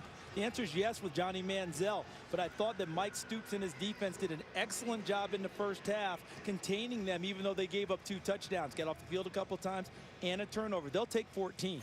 Johnny Manziel did a terrific job rushing the football in the first half. 7 runs, 113 yards. His vision is incredible. How about the balance on the sideline? Look at him. He makes so many people miss that I'm often struck by the thought that many defenses think that they are a man away from tackling him, when in fact they're a man away from missing him. Way more times. That's what we're seeing with Johnny Manziel. As we take a look at the Pizza Hut first half statistics. Offensive plays, I think the 51 for Oklahoma could serve them well down the stretch if fatigue becomes a factor for A&M's defense. But the explosive plays, 5 20-yard plays, huge for Texas A&M. That's how they like to play. All right, let's check in with Julie Alexandria downstairs. Hey, Gus. I just talked to Coach Sumlin. And Charles, to your point that you made earlier about the A&M D getting worn down by OU, well, he said, we're not concerned. We'll be fine. We're leading the game. And then when I asked him what his biggest concern really was, he looked at me deadpan and said, you don't want to know. Just like that. Actually, we do. We would like to. Let's bring in Petros Papadakis. Guys, talking to Bob Stoops, he was very animated as always, and he said they're not trying to hold the ball and run a bunch of plays. They're just trying to move the ball down the field, and that's how things are going. When I asked him if he was happy about how his team has contained Johnny Football, he said no, but nobody's contained him so far this year. Well, Oklahoma will have the football to start the second half.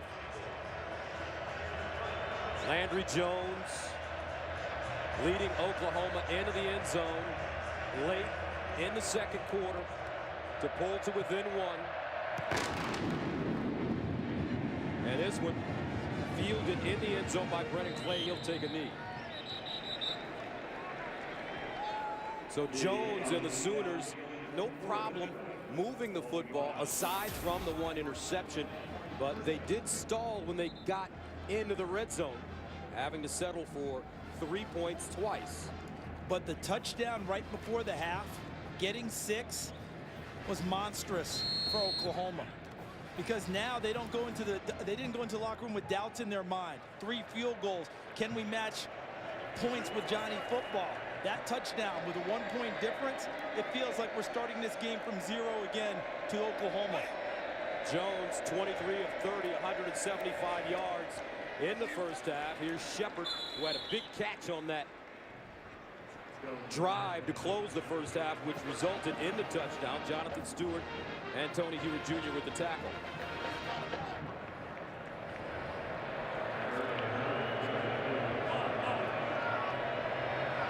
Damian Williams in the backfield. Gain of 8 on the play. Second down and 2. Here's a handoff. Williams, and he is roughed up and taken down. Stephen Jenkins grabbed him first. Lonzo Williams, number 83, was there also, who started tonight. A true freshman who's starting, and look at the cards over there. See all this? That is all formations, play calls, all that in there. You have to know which card to read, and they designate it usually per quarter so that people can't steal their signs. Third down and 4 at the 31. They're 7 of 9 on third down conversions. Landry Jones to the sideline. I don't think he got enough. Damian Williams out of the backfield with the grab. And that should lead to a punt. Good observation, partner. On the sideline, you saw him try and stretch it out, but his feet were already out of bounds, and the official was all over the call, and it's too far to think about going for it here. Although in bowl games, what do you think about all the time? Wrinkles, trick plays. You've got to always be prepared. Everyone's had a month. They get bored. They start putting extra things in. So Oklahoma 3 and out on their opening drive of the second half. Dustin Harris back deep. First punt of the game for Tress Way and OU. Nice job by Tress Way as the ball dies at the 10-yard line. A 58-yard punt. So Johnny Manziel, 9 of 17, 75 yards in the first half. 7 carries, though, for 113 yards and 2 rushing touchdowns. And I understood what Bob Stoops told Petros Papadakis at halftime. He's not happy about how they contain him. You know why? Because Bob Stoops is a defensive guy at heart. Anytime you give up a yard, it hurts him. That's not fun for him. He's a defensive guy. His brother Mike's a defensive guy. Their brother Mark, who was at Florida State as defense coordinator, now the new head coach at Kentucky, has them excited about something that's not a basketball right now. Who knew? First down, Manziel on the keeper. And Manziel with all sorts of running room as he gets knocked out of bounds at close to the 23-yard line by Tony Jefferson.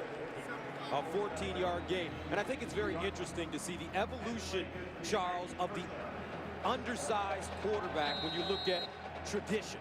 No longer can you dismiss them and say they can't play in the game, that they can't play at the higher levels. Now you're taking those talents and utilizing them. Manziel floats one up. Watch it go!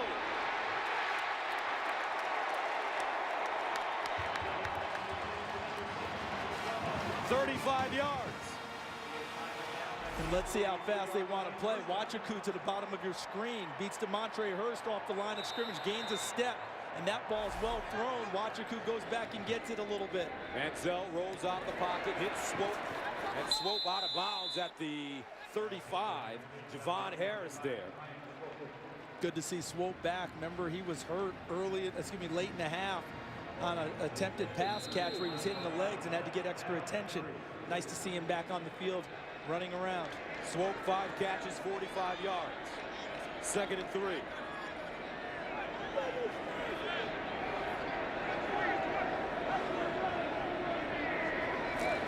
Manziel. Near side, Swope again. When we watched Johnny Manziel practice the other day, if he threw the ball 70 times, it hit the ground maybe 3 times. Perfectly thrown ball again. And let's go back to the start of the game. Where does he like to throw it? Perimeter. Better sight lines, better vision. Deadly on those type of routes. 1st down and 10. Manziel bouncing it out. He'll take it himself. And out of bounds close to the 1st down marker.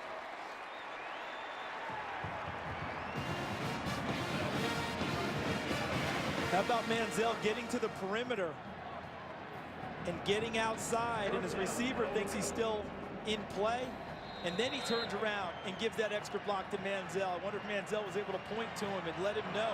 Sometimes they have a code word to block, and the receiver took care of it. 1st down and goal at the 5.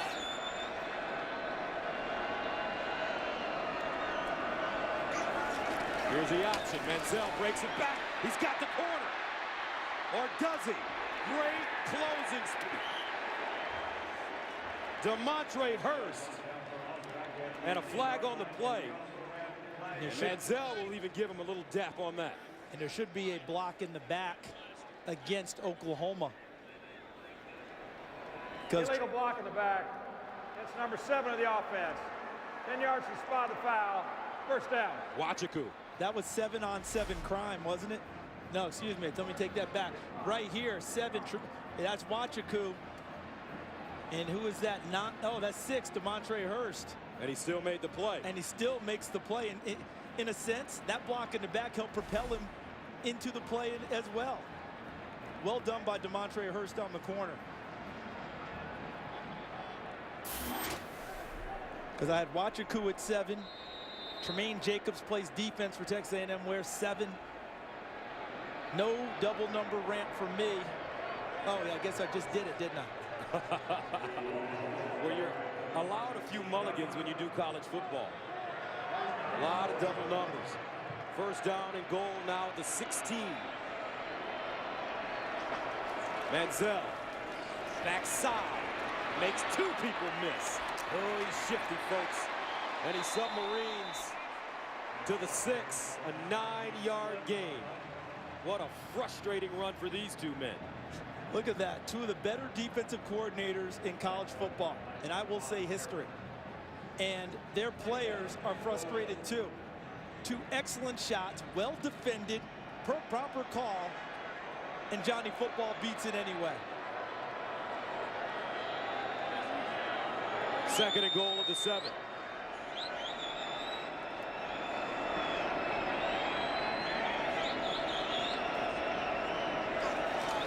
Option.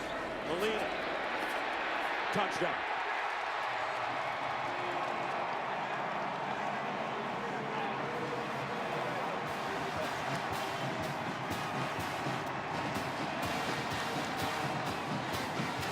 This Texas A&M offense knows how to keep you off balance.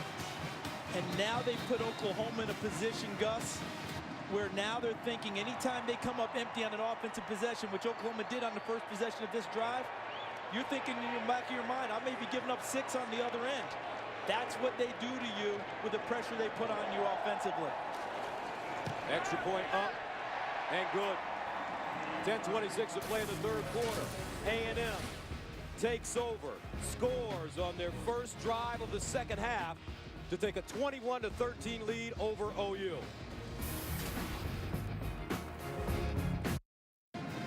The running game very effective, especially from the quarterback position tonight for Texas A&M. They have 203 yards rushing, Johnny Manziel, 10 carries, 146 yards himself, averaging 15 yards per carry, along with his 2 rushing touchdowns.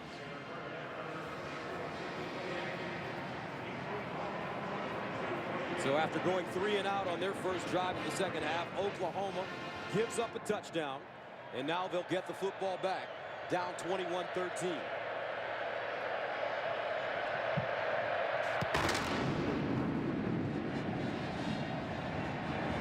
And Clay takes a knee. 10:26 to play, third quarter. Here comes Landry Jones. But it's been Johnny Manziel, the Heisman winner, a redshirt freshman that's made a huge difference in this game.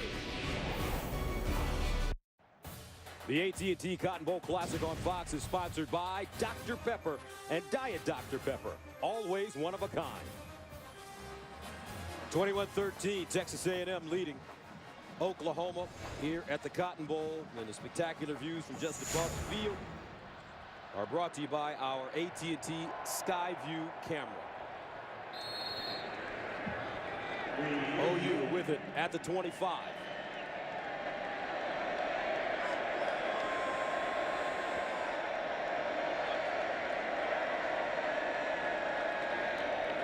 Here's a handoff, Millard this time, and Millard almost broke away, but Stephen Jenkins grabbed his ankle and brings the bruising fullback down.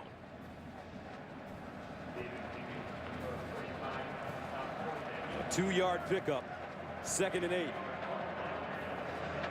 And this is a very important drive for the Sooners, would you think? I really believe that they've got to start thinking to themselves, empty possessions. You worry about how many extra points you give up, because right now, Johnny Football is much more of a threat to put 6s on the board than 3s.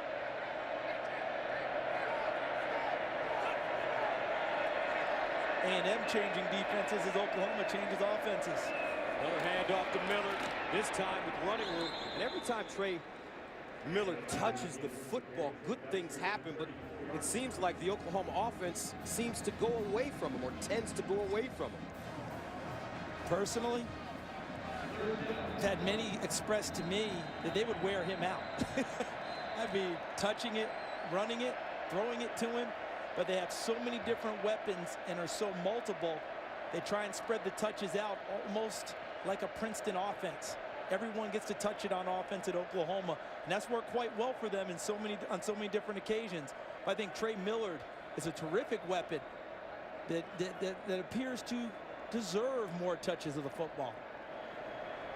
And he really drove into Stephen Jenkins. Jenkins walking off the field now. They were checking out his shoulder.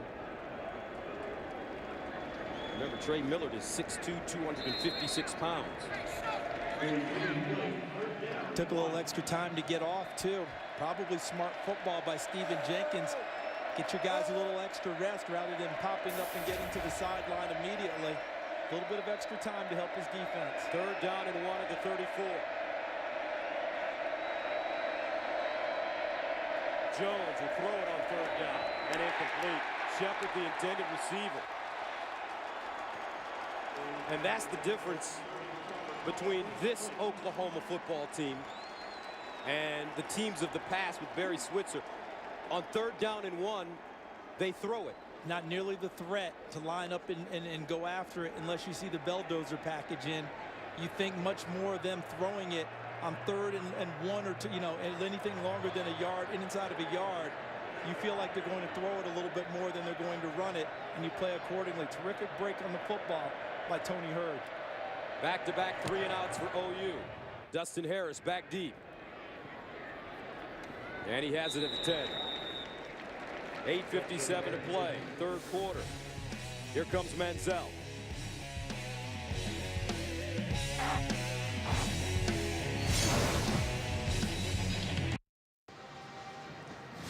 All right, let's take a look at the Nissan Heisman recap. Johnny Manziel was the first freshman to win the Heisman Trophy, and along the way, he set an SEC record for total yards in the season. He also set the FBS record for rushing yards by a freshman quarterback. And Manziel now with 282 total yards in this game. He averages 383. That's more than 41 FBS teams on first down. Manziel throws a strike and a first down. Malcolm Kennedy. If there's one part of his game he'll seek to continue to upgrade and polish for Johnny Manziel, it's the deep ball. But intermediate and short, accurate dart thrower. Finds his lanes, especially to the perimeters, getting outside of the tackle-to-tackle box, and puts it on his receivers quite well. First down and 10 at the 22. Near side, Kennedy again. And knocked out a play by Javon Harris. Terrific Harris tackle. making a nice tackle there, yeah. Open field. You and I both know that open field tackle is awfully tough to do. Shifty receivers and running backs. Malcolm Kennedy. Harris takes him down. Second and 11. Loss of 1 on the play. Manziel. Wow, what time. Manziel. What a throw. Kennedy, but even better. This offensive line for Texas A&M, they look like pros. And look at number 61, Patrick Lewis in the middle. See Matthew 75 on the end, but Lewis in the middle makes everything go for them, even calls the protections for Johnny Football. Manziel, Evans across the field, and he makes the grab. Mike Evans. Now watch Lewis, 61, get to the line of scrimmage quickly with 312 pounds. He's going to set the line calls and the protections and get things in motion for Manziel. Takes a lot of pressure off of a redshirt freshman quarterback. One less thing for him to do. Just let Johnny Football be Johnny Football. Now option. And Manziel will get positive yardage. And you got to talk about the 2 tackles on this team as well. Luke Jokel, Outland Trophy winner, number 76, the left tackle. Right tackle, Jake Matthews, also a terrific player. About that record yardage total for Johnny Manziel. Those tackles you just talked about helped him accumulate a huge chunk this year. Underneath, Swope, first down. Now it's getting easy for Texas A&M.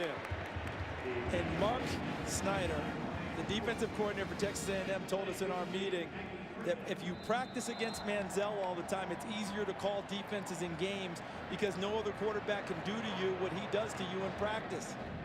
This is what Mark Snyder gets to work against every day and why their defense has made a quantum leap in production. First down. This time it's Williams. Williams breaks a tackle. Touchdown, Aggies. 30 yards.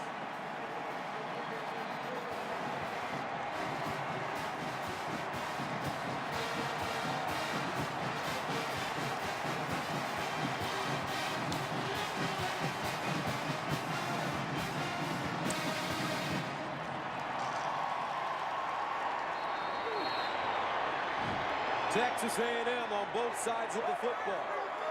Opening this game up in the third quarter. 6:30 to play. And the extra point, no good. Taylor Bartlett pushing it wide. But the Aggies pounding it.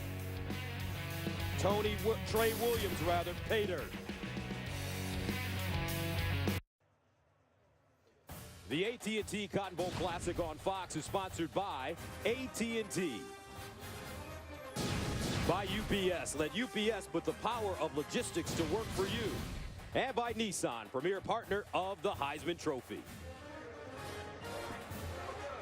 27-13, A&M trying to pull away here at the Cotton Bowl. As you take a look for Texas A&M, they've had some great drives to start the second half. A 91-yard drive for a touchdown and an 89-yard drive for a touchdown. On the other side, Oklahoma with 2 3-and-outs to start the second half. In today's football, when you don't score, you feel like that's a huge swing against you. No points, the other team gets their 6, 7. It's So now you feel like this 7 down that you didn't get, 7 they got, that's 14 swing. Tough sledding.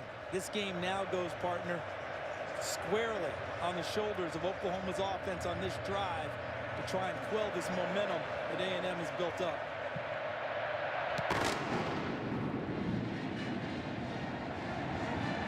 Brennan Clay brings it out.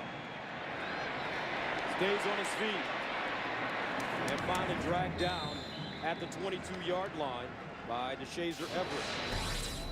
Now, don't forget, folks, this January, the network that has reinvented the television thriller has done it again. Kevin Bacon comes to Fox in a groundbreaking new series. Can one man stop a serial killer and his deadly followers? The Following premieres Monday, January 21st on Fox.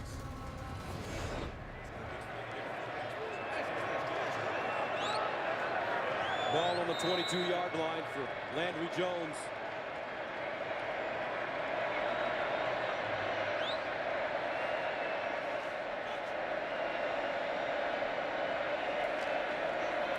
Jones swings it out. Saunders makes a first man miss, but finally wrapped up and taken down. Stephen Terrell with the stop. He's a terrific story of redemption. Last year really struggled in pass coverage, as did the Aggies as a whole. Nearly the worst pass defense in the country. Lost his job. Arkansas particularly torched him. Got 2 interceptions against them this year. Sideline incomplete. Jones intended for Justin Brown. That brings up a 3rd down. And long. They need 9.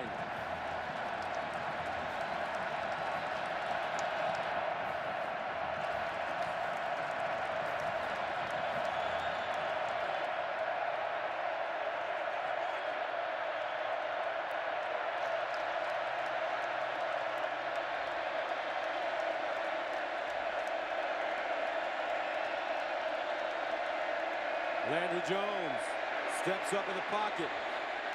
In trouble. Gets it away. Justin Brown with the catch, but let's see the spot. And he will not have enough for the 1st down. That yellow line is unofficial, though.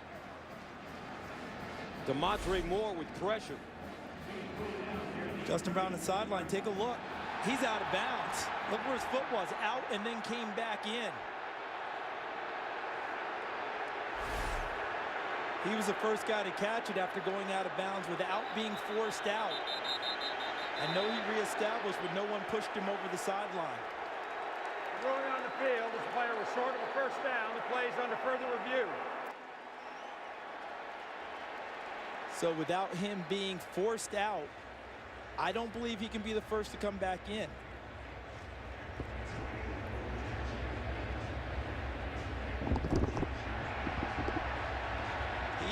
So that should be an illegal touching call. See, he's out right there, okay? So now when he reestablishes back in, he's not eligible yet. Someone else would have to touch it first. Let's bring in Mike Carrera, who's actually in the booth with us this time. Mike, your thoughts on this play? It's good to be here with you, by the way, but it is a eligible receiver that went out of bounds, came back in and is first to touch the pass. Now, in college, it's not a 5-yard penalty. It's just a straight incomplete pass. So they'll reverse this to an incomplete pass, and it'll be 4th down. He would have, if he had been forced over the sideline by a defender, Mike, and then reestablished. That's correct. He would have been okay. Then he's to catch okay. the football, but no one touched it. That's correct. He went out on his own, so he can't come back in. So that would make it 4th down, correct? And the loss of that yardage. You still would have had 4th down coming here, but you've got a significant yardage difference, which is why the replay official did stop it. The receiver stepped out of bounds. It was the first to receive the ball. Illegal touching, which is loss of down at the previous spot. The ball will be placed at the 23-yard line, 4th down.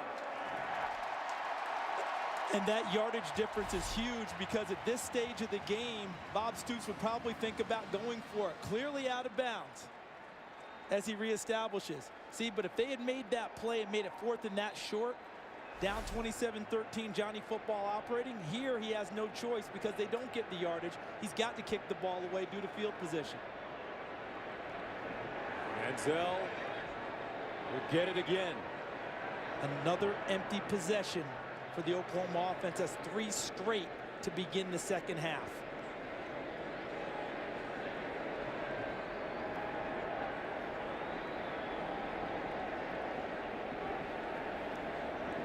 Is he checking where they replaced the football, or is it? Well, we can speculate all we want. He'll tell us. When he's done, he'll tell us. Bob Stoops, though. A nightmarish third quarter. 3 3-and-outs.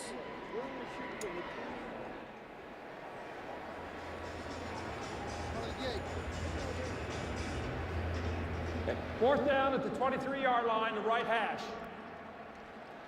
Must have just been checking spot and yardage to make sure they reestablished it correctly.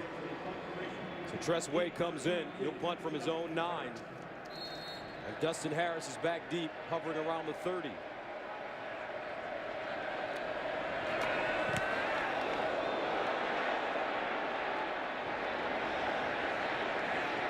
And the ball down inside the 30-yard line. Johnny Manziel wins the Heisman Trophy as a redshirt freshman. And boy, did he go on a run. David Letterman in the top 10. Tonight Show with Jay Leno. Met LeBron. A number of NBA stars. James Harden, fear the beard. Also played a little golf with the Jonas Brothers. But I think, you know, one of the most impressive things that he had a chance to do was present a tiny 12th man jersey to Megan Fox. That would be my highlight. There's Manziel running. Breaks a tackle. And out of bounds for 45. And look at the beauty of how he's handled all of this. All right, because Heisman Trophy winners don't generally come back and play this well after they've won the Heisman. There's so much extraneous stuff that oftentimes they're not at the top of their game. He's had no loss in that area. Picked up 18 yards on that play. Flushed out of the pocket. Delivers to Evans. Evans breaks the tackle and picks up the first down. And now you're seeing Oklahoma. They're tired. They're spent. And Manziel is close to breaking them. And they squandered the advantage that they had when they were putting it on A&M's defense, but not scoring enough points. 169 rush yards tonight, an AT&T Cotton Bowl record by a quarterback. And we still have 4:46 and counting in the third quarter to go. Manziel fakes the option, turns, fires, swoop, incomplete. Whoa, nice play by Javon Harris as he lays out and knocks it away. When you play spread offenses, defensive coaches always preach to their players that every tackle could be a potential touchdown saving tackle because it's open field. In this case, this pass was a touchdown saving pass broken up by Javon Harris, who's had a terrific year at safety. 2nd and 10 at the 38. Manziel, that one thrown a little bit low for Malcolm Kennedy. But he says, my bad, I should have caught it. It appeared that he jumped, almost like he thought the ball was going to get into his body, and he was trying to keep it away from it. And the total yards this quarter, Texas A&M exploding. You see 17 yards, the remnants of 3 straight 3-and-outs for Oklahoma. 3rd and 10 to the 38.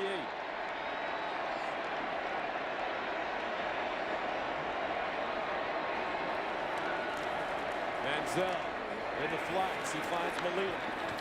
And Molina knocked out of bounds.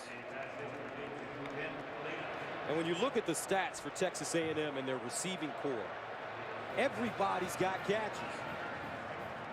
Manziel does a terrific job of spreading it around. Now on 4th down, Kevin Sumlin and the Aggies are going for the throw. Stay on the field, too far for the field goal, too short for the punt. Who would you rather have the football in their hands? Leave it with Manziel in the offense.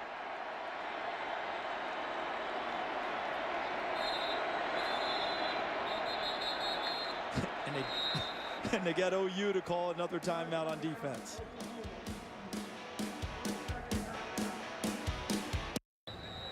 Leading 27-13 with 4:02 to go in the third quarter. Texas A&M considering going for it on 4th down. They like Taylor Bertolette's leg from longer distances, but he just missed an extra point. So I believe that Kevin Sumlin has thought to himself, I want to go for it anyway. He's given me a great opportunity. It's too far really for a field goal in a lot of ways. Too short for a punt. And darn, that kid number 2, he makes magic. Let's go for it. And let's try and put this thing away right now. Manziel on 4th and 5. Got to heat him up if you're Oklahoma. You can't sit back. Manziel over the middle, caught Swope with speed. Swope, touchdown Aggies on 4th down. 33 yards.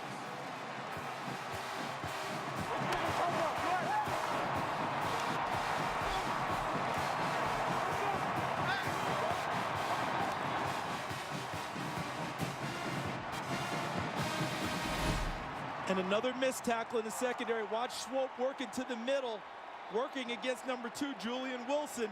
He has a chance to tackle him there. It's a first down, but it's not a touchdown. He misses, and Swope gallops into the end zone. And Texas A&M has firm control at this point. Ryan Swope came into this game as the all-time leader in receptions. He is now the all-time leader in yardage. With this 33-yard touchdown, the Texas A&M Aggies lead it big. 34-13, the third quarter has been a huge story in this game. It's all Texas A&M. As Finch takes a knee in the end zone, 3 3-and-outs for Oklahoma to start the second half. And with 3:55 to go, A&M takes complete control. Most receiving yards in school history now for Ryan Swope. Remember last year, the Baylor game that we had the pleasure of doing? 11 catches, 206 yards, 4 touchdowns. Scintillating. Played through some injuries this year. Was not the leading receiver. Mike Evans took over that role. But when you need dependability, when you need big plays on 4th down, Ryan Swope's the guy you look for. So how does OU respond? First down and 10 at their own 25. To the sideline, Shepard. And he'll get out of bounds at the 33. It gets simple for them, Gus. They have to get a first down to try and establish some tempo again. 3 straight 3-and-outs to start the second half. Only had 18 in their first 12 games total. Over the middle, Justin Brown with space. Brown dives forward and gets into A&M territory. So there you go. First down. Now hopefully they can establish some tempo, get some efficiency back in their offense. It's not getting them all back in one big strike. There's still plenty of time left in this game. Jones. Brown again. On the other side, down at the 40.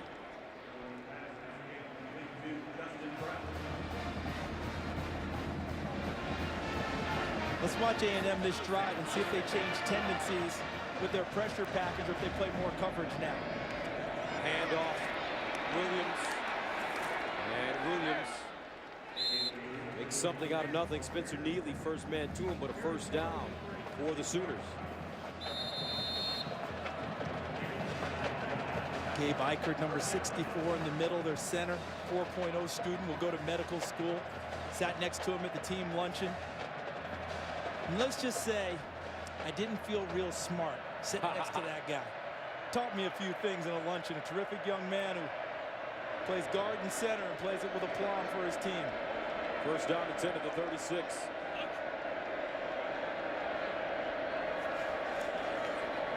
Williams again, and he is ambushed by Spencer Neely.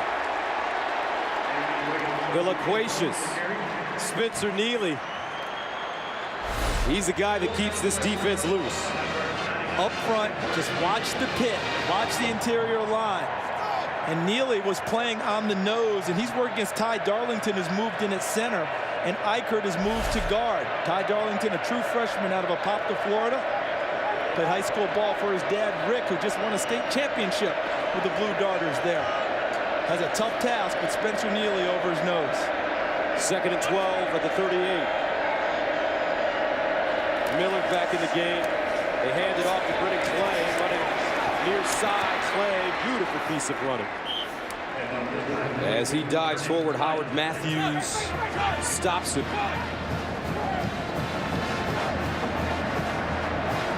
Makes it 3rd down and 3. Obviously, this is 4-down territory for OU. They need points badly. And with them thinking 4 downs, does that bring the running game back into play now? Because normally this would be a true throwing down for Oklahoma. We haven't heard from Kenny Stills in this 3rd quarter.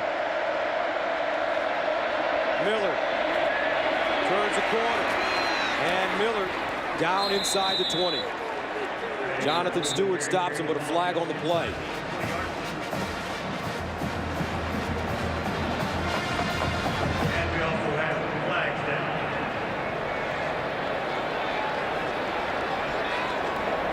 Holding, number 18 of the offense. 10-yard penalty at the previous spot. Repeat 3rd down. Jalen Saunders. It was a holding call against Notre Dame on a touchdown run that really hurt Oklahoma in that contest.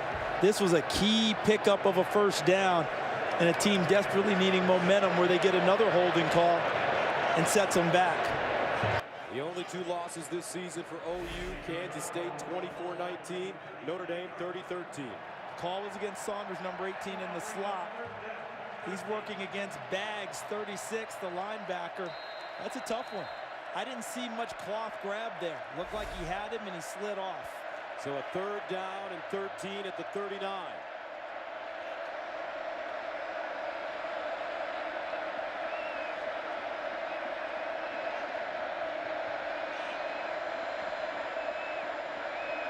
Landry Jones rifles it over the middle, incomplete. Ball intended for Justin Brown, and that brings up 4th down and 13. And the Sooners offense stays on the field.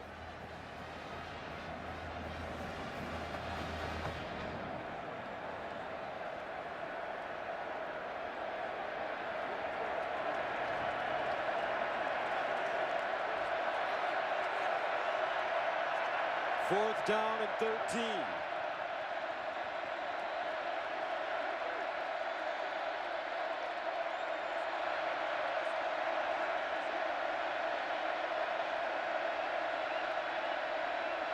Jones, flag.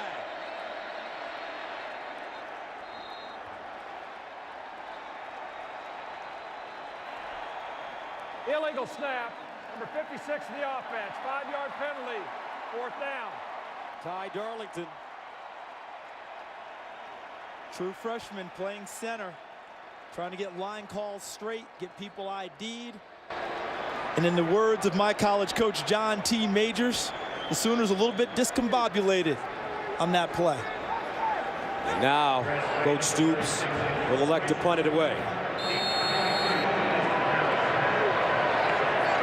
Tressway at the 42. Dustin Harris at his own 10. And Harris has it at the 12. So the Texas A&M defense turns Oklahoma away once again, and here comes that man.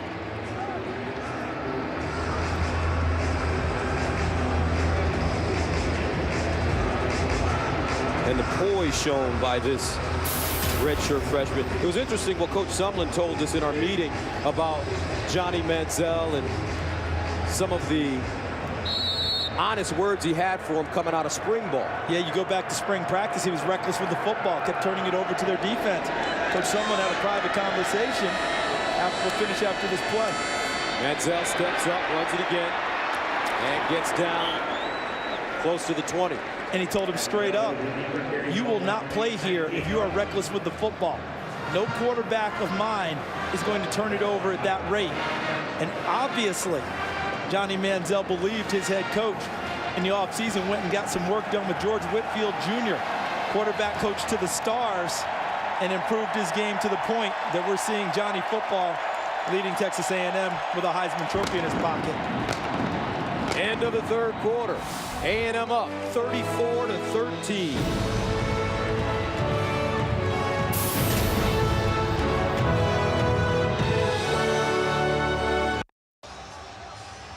Start of the fourth quarter, Texas A&M with a 34-13 lead. Let's go downstairs to Julie Alexandria. Thanks, Gus. I'm here with Andy Geis from AT&T. Quite an incredible game we have going on here. A fantastic game for a fantastic cause. And you actually got to do the coin toss. What was that like? That was really funny. The coin was so big that the ref said if you flip it the normal way, you're going to hurt somebody. So flip it small and low. Well, you did a great job. Now, I know education is something that is very near and dear to the hearts of the people at AT&T. Tell me what AT&T is doing to help education. When our chairman and CEO, Randall Stevenson, took over, he started something called the AT&T Aspire program. And in the short period of time that we've had that program, over $350 million to education here in the United States. And the reason is we think it's really important for American business. We think it's really important for AT&T. We think it's important for the country. Fantastic. Thank you so much. Gus, back up to you. All right, Julie, thank you very much. 34-13 our score as we start this fourth quarter. Texas A&M with 268 yards of offense in the third period. Wow. Remember, Kevin Sumlin told Julie Alexandria at the half he wasn't worried about time of possession. Even though it appeared his defense might be getting gassed, this is why his team scores points. Manziel looking. Manziel incomplete. Evans, the intended receiver. Aaron Colvin there defensively. Even when he breaks the rules, it doesn't appear to hurt him much, does it, right? What's the rule about a quarterback scrambling out of to the sideline? Don't throw it back towards the middle. Colvin made a nice play, knocked it away, but no interception. But when Johnny Manziel does it, I'm sure Kevin Sumlin is often going, no. Oh, great play. Great play. Well done. Let that kid be himself. Well, for Oklahoma, a chance to get the ball back to start the fourth quarter from the 45-yard line. Here's Saunders, and Saunders wrestled down. Special looking tackle on special teams by Floyd Raven.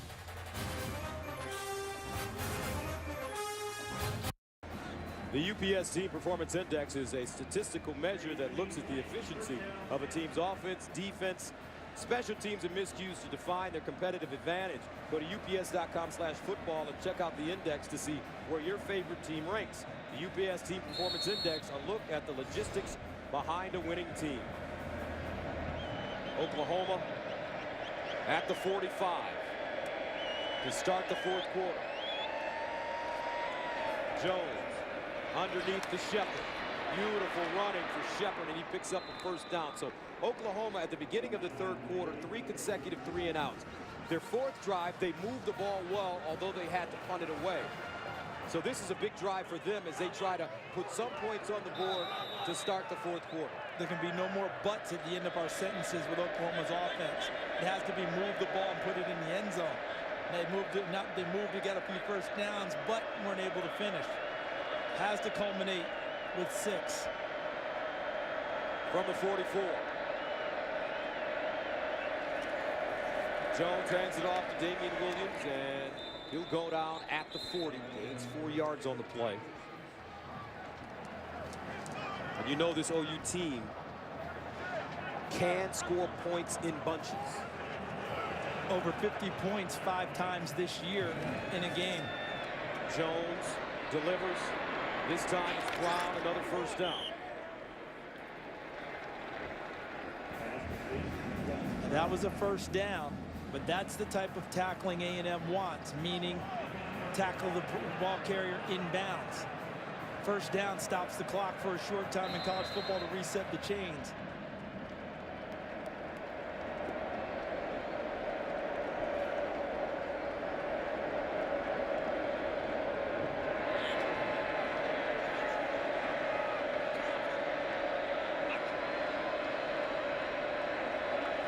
Low snap handled by Jones over the middle, and he finds Jalen Saunders for a 3-yard gain. Howard Matthews with the tackle. And A&M is rotating in defensive linemen now as Oklahoma's not going super fast. Allows them to get fresh guys on the field. Seeing that what Oklahoma did in the first half with all the plays they ran and all the time of possession, that was good. When it was 14-13, that was to their advantage because they were close.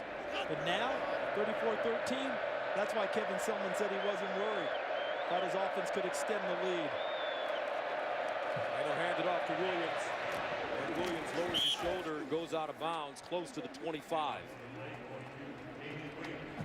As DeShazer Everett, we've mentioned his name quite often in this game. Andrew Jones, 32 completions tonight. 32 of 43, 243 yards, a touchdown, and an interception.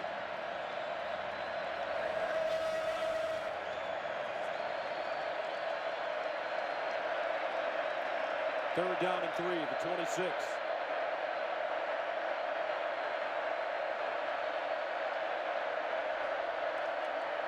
Jones deflected at the line of scrimmage, incomplete. Mathis looks like he got a hand on it. Let's see. Look in the middle of all the bodies, and Jonathan Mathis gets a big paw up as Ty Darlington is engaged with him. Mathis, a starter in 2010, hurt his knee, missed most of the 2011 season. Known more as a run stuffer, but got his hand in the passing lane there. So on fourth down and 3, Oklahoma goes for it.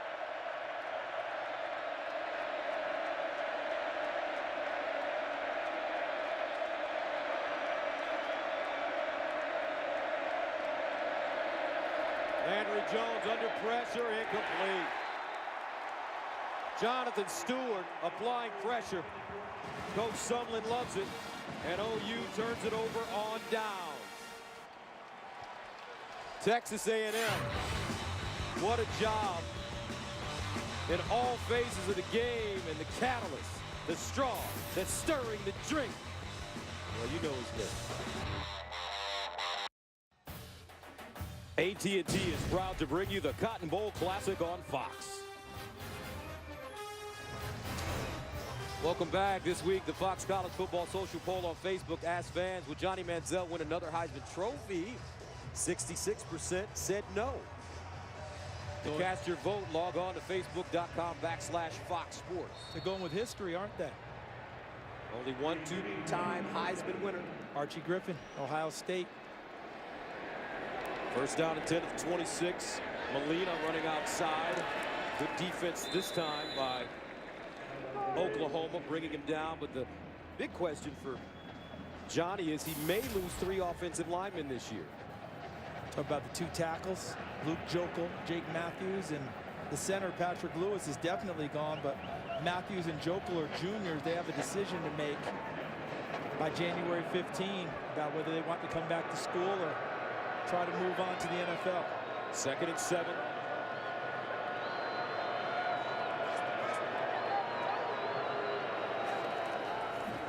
Manziel running the option, turns it up with room at the 40 and out of bounds to the 45. He can hurt you in so many different ways. And what he does as the game goes on is that he affects you mentally, because you can only chase him and miss so many times without that working on your mind and your spirit. And then instead of being maybe an arm's length away from him, you're 2 arms length because you're not going as hard. Not because you quit, but because he's broken you down, because you haven't gotten home many times to put him on the turf. Manziel, quick strike, Evans. And Evans dives forward, gets inside the 45. And Petros Papadakis, what's interesting about Manziel, he's got that rare ability. It's hard to get a good, clean shot on him. Because he just doesn't get hit. I've never seen a guy get a clean shot. He reminds me of Dennis Dixon, not throwing the ball, but when he was at Oregon, Dennis Dixon just didn't get hit. He always got out of bounds and darted around the field and found a way to frustrate you. Plus, the arm, this guy's one of the most special players I've ever seen. I mean, he's got field awareness like Gale Sayers. Strong words. Here's Manziel again. And he goes down at the 40. Those are big-time names Petros just talked about. And Gus, in our meetings with not just A&M coaches, but Oklahoma coaches, those were not two names that were equated to Johnny Manziel. In fact, we threw names at him, and everyone we talked to came back with the same answer. Is he like Flutie? No, he's unique. Is he like this guy? No, he's unique. They wouldn't equate him to anyone, just to himself. Molina out of bounds at 35. I thought what was interesting about Manziel when we met him at practice and you had a chance to stand next to him, he's a bigger guy than you would think. I mean, in terms of thickness, you mean? That's right. He's listed at 6'1", 200. He wears a size 15 shoe. He's got hands that look like baseball gloves. Yeah, he shook my elbow. So this kid could go to sleep tonight and wake up tomorrow 6'7". First down and 10 at the 35. 20 years old. Wasn't it David Robinson who did all that growing in college with the Naval Academy? Right? Late bloomer and grew big. Manziel takes it and goes down inside the 35.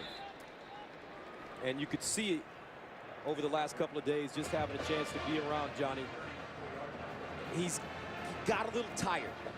I said to him, man, you must be really tired. First thing when I met him, and he said, yeah, I am. Got to get through this game. And at the luncheon yesterday, you could tell that his mind was on this game, and he was ready to explode against Oklahoma. 2nd and 9 at the 34.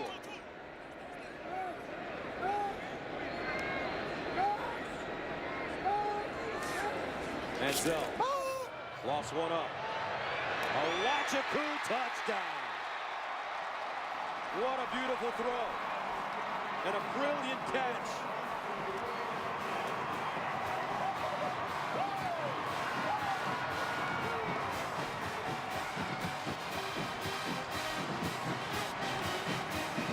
Johnny football, folks. Now, he wrapped around Demontre Hurst on the play. And you remember when we had the play where the receiver was out of bounds and came back and caught it, wasn't able. But he was engaged that time with Demontre Hurst on the sideline. Extra point up and good. 41-13, Texas A&M.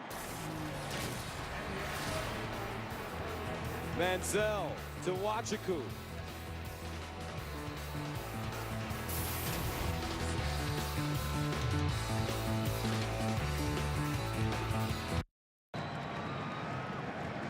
They love him in Aggie land, Johnny Manziel.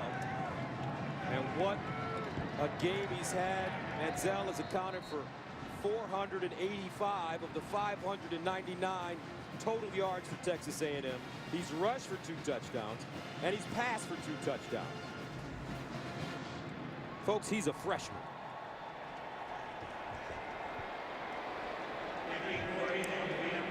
But academically, he's a junior. Very good student. Reminds me a little bit of Christian Ponder at Florida State, graduated 2.5 years. Johnny football on the same type of track. Brennan Clay, Roy Finch back deep. Oklahoma stunned at the score right now with 9:03 to play. Finch. And Finch tackled from behind, a flag on the play.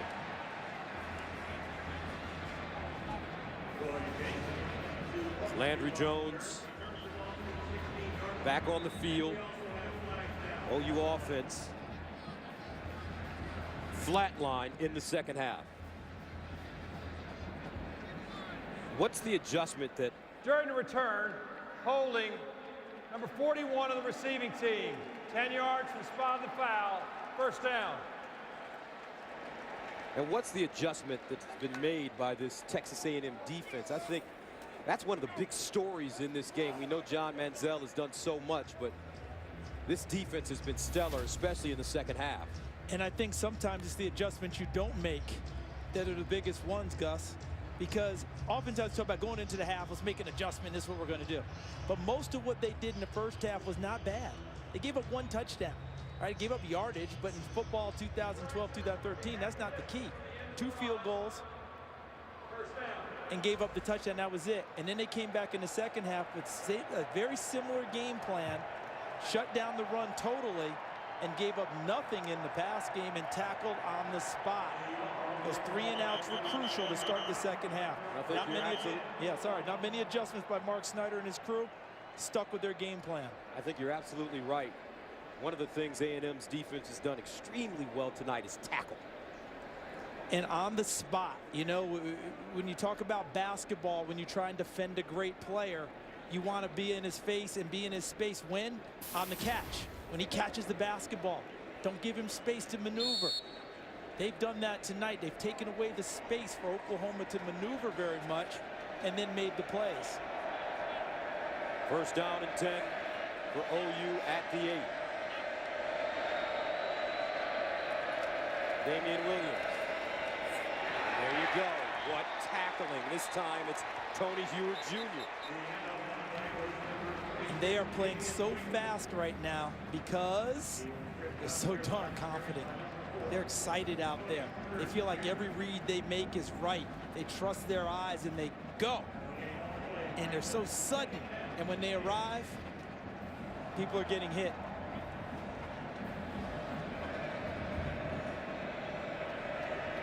Second and 10.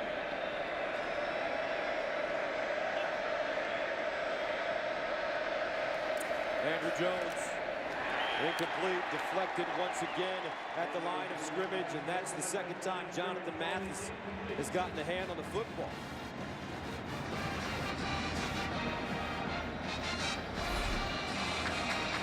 '92 works over the top of Gabe Eichert, all Big 12 offensive linemen, and knocks the ball away.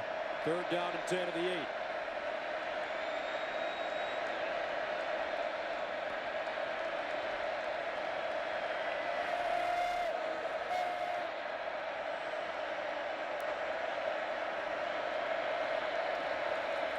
Jones throwing out of his own end zone, steps up.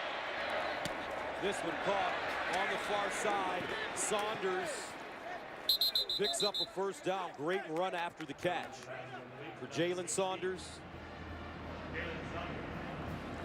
One of the few misses on a tackle that we've talked about this evening. Saunders transferred from Fresno State. Allowed to play despite an off-field incident.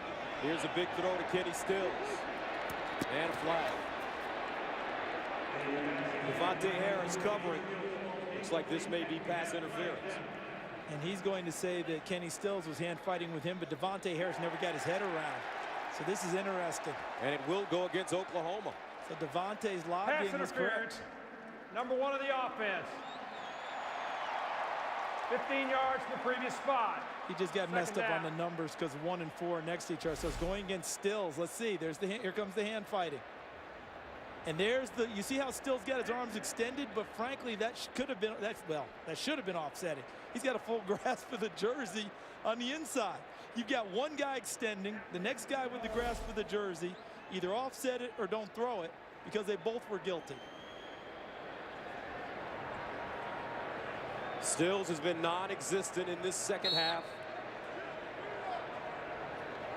In the first half, Kenny Stills with 6 catches, make that 5 catches. Only 1 catch here in the second half. And Stills got nailed because his arms extended and opened up the view for the official inside. Harris never extended, he just grabbed cloth. You get away with more when your arms aren't extended. First down and a long 24.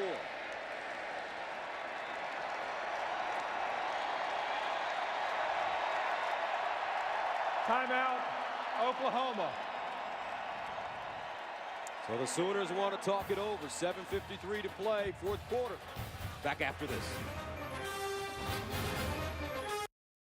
Tonight's game is sponsored by Reese's, the perfect combination of chocolate and peanut butter. By Miller Lite, it's not just a good time, it's Miller time. And by the new Buick Enclave, it's smart made beautiful. 41-13, A&M.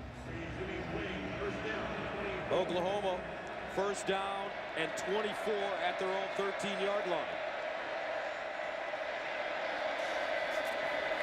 Jones underneath the Williams. And Williams taken down. Jonathan Stewart closing. There's that great tackling we've been seeing all evening from Texas A&M. And as this game winds down, Texas A&M went to Alabama and won, beat the #1 team in the country on the road 29-24. And it's one thing to be the team where you're hunting. But tonight, Texas A&M came in as the hunted. Everything was about them and Johnny football. And they've worn that mantle very well this evening for a team that hasn't really had to do that all year long. Everything's been a challenge, Gus, going into the SEC, playing with the big boys, going on the road. And tonight, they've handled being the team chased quite well. And another flag. Delay the game. Number 12 of the offense. 5-yard penalty. Second down. I know that goes against Landry Jones because he's the quarterback, but that may not be all him. Not sure what's happening with the plays coming in, if there's confusion about personnel. Is there a delay? But right now, this is Oklahoma team that's really struggling in all aspects, trying to get something done down the stretch. 2nd and 28.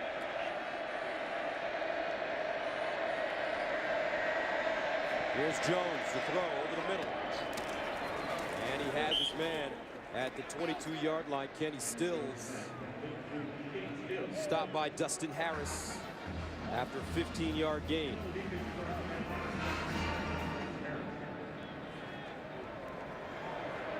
Watch Jonathan Stewart on this play and see how deep he plays in coverage as a middle linebacker.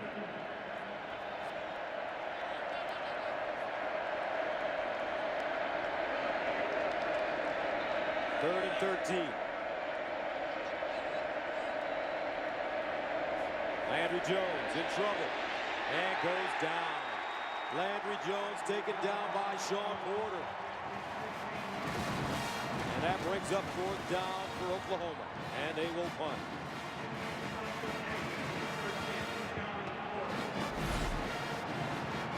Outside, Porter was bounced between outside linebacker and moved inside to the weak side inside linebacker position. The will outside linebackers where he made his reputation as a pass rusher, and we saw a taste of it on that play.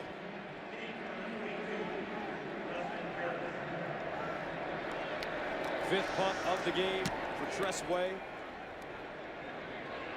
Dustin Harris backpedaling, and Harris gobbled up quickly at the 25-yard line. January 1st, 1988, last time A&M in the Cotton Bowl against Notre Dame. Heisman Trophy winner Tim Brown put the Irish ahead. After Notre Dame made the score 10-3, A&M's Alex Morris made a leaping interception in the corner of the end zone. 6 plays later, running back Darren Lewis ended the drive. A&M won the game 35-10. The Cotton Bowl all-time wins, A&M with 4, Texas way out ahead, Notre Dame with 5, but Bucky Richardson, quarterback of that team. Here's Manziel breaking free. Manziel at midfield and pushed out of bounds. Johnny Manziel, a gain of 31. Met Bucky Richardson in New York City this year, the National Football Foundation dinner, Gus, and said, hey, you were a running quarterback, and he said, don't even try him to say that when Johnny Manziel's now playing that position. What I did wasn't anything close to what this young man does. What a performance by the Heisman Trophy winner.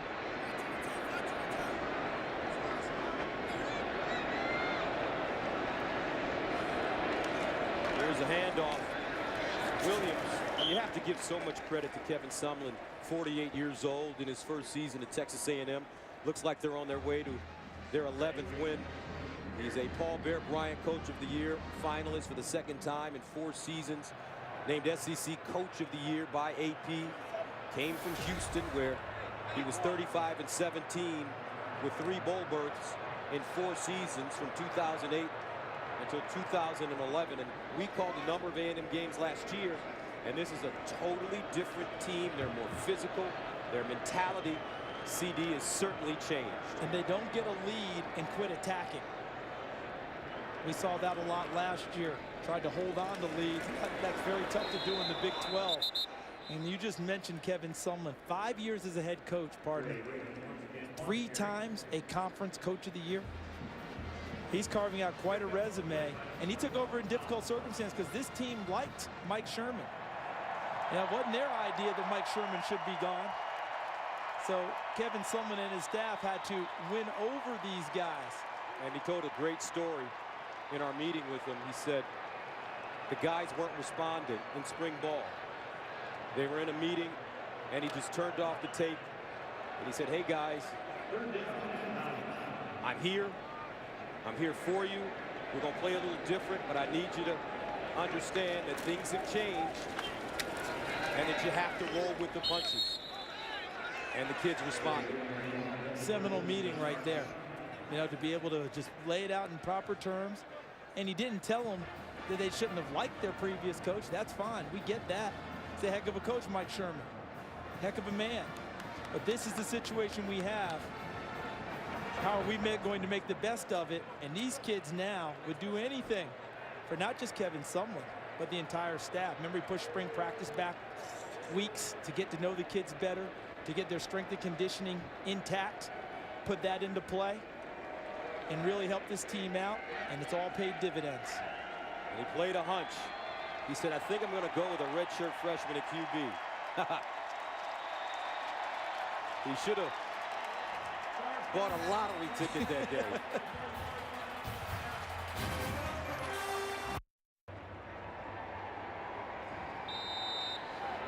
Manziel on the sideline. He's got the coach's visor on with 2:23 to go.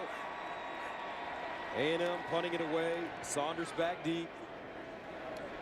And he has the fair catch at the 10. So let's take a look at our Reese's perfect play from tonight. And of course, it's going to center around Johnny Manziel. Has to, and it started early. Johnny Manziel, flush from the pocket, scrambles, and tight ropes his way with the gallop and canter into the end zone to get A&M off and running this evening.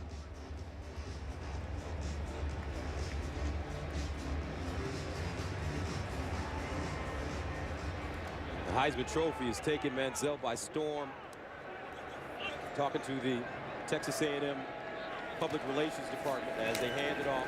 Here's Clay with a lot of running room. Talking to the Public Relations Department at Texas A&M, they say that now for Johnny, it's almost like he's taken on Rolling Stones Beatles status. Every time he practices, there are swarms of people just coming to watch him and wanting to be around him. At the luncheon, do you remember what happened when he came up on the stage? He and Landry Jones, the quarterbacks, had to come out and throw a football out for a fan to catch. I'm sitting next to Gabe Eichert, the center for Oklahoma, and he's telling Landry Jones to get out of the way so he can get a clear shot for a picture of Johnny Manziel up on the stage. He's like, nothing personal, bro. That guy won the Heisman.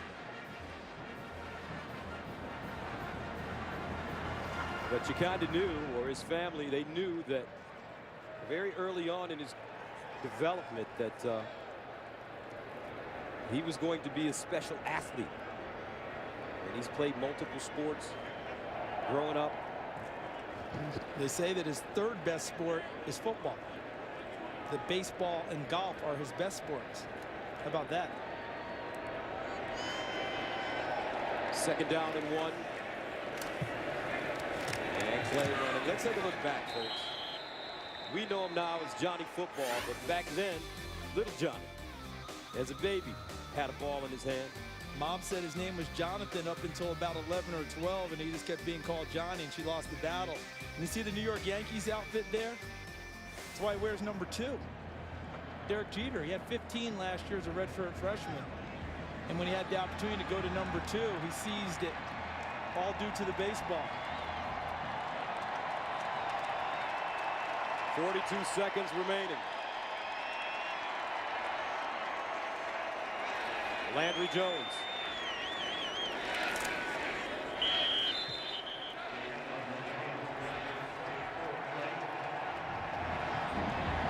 And Sumlin gets the Gatorade shower.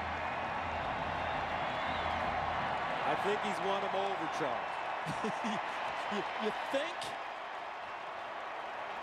Took a minute. Bob Stoops, disappointing Cotton Bowl, but he's been a part of 8 championships as a head coach at OU. They will bounce back. And the two very good friends. Bob Stoops, who gave Coach Sumlin a great opportunity at OU, where they spent 5 years together. He left to Oklahoma, went to Houston, and now at A&M. And he picks up his 11th win of the season. A&M defeats Oklahoma 41-13. Let's go to LA and Aaron Andrews. Gus, thanks so much. An impressive victory for Johnny Manziel and the Aggies. All of us are saying, he did what tonight? Coming up, we'll head back out to Arlington for the trophy presentation. Plus, Eddie and Joey will say wow some more. Wow. And they'll break down Johnny football's historic performance. That's all next on the AT&T Cotton Bowl postgame. Wow.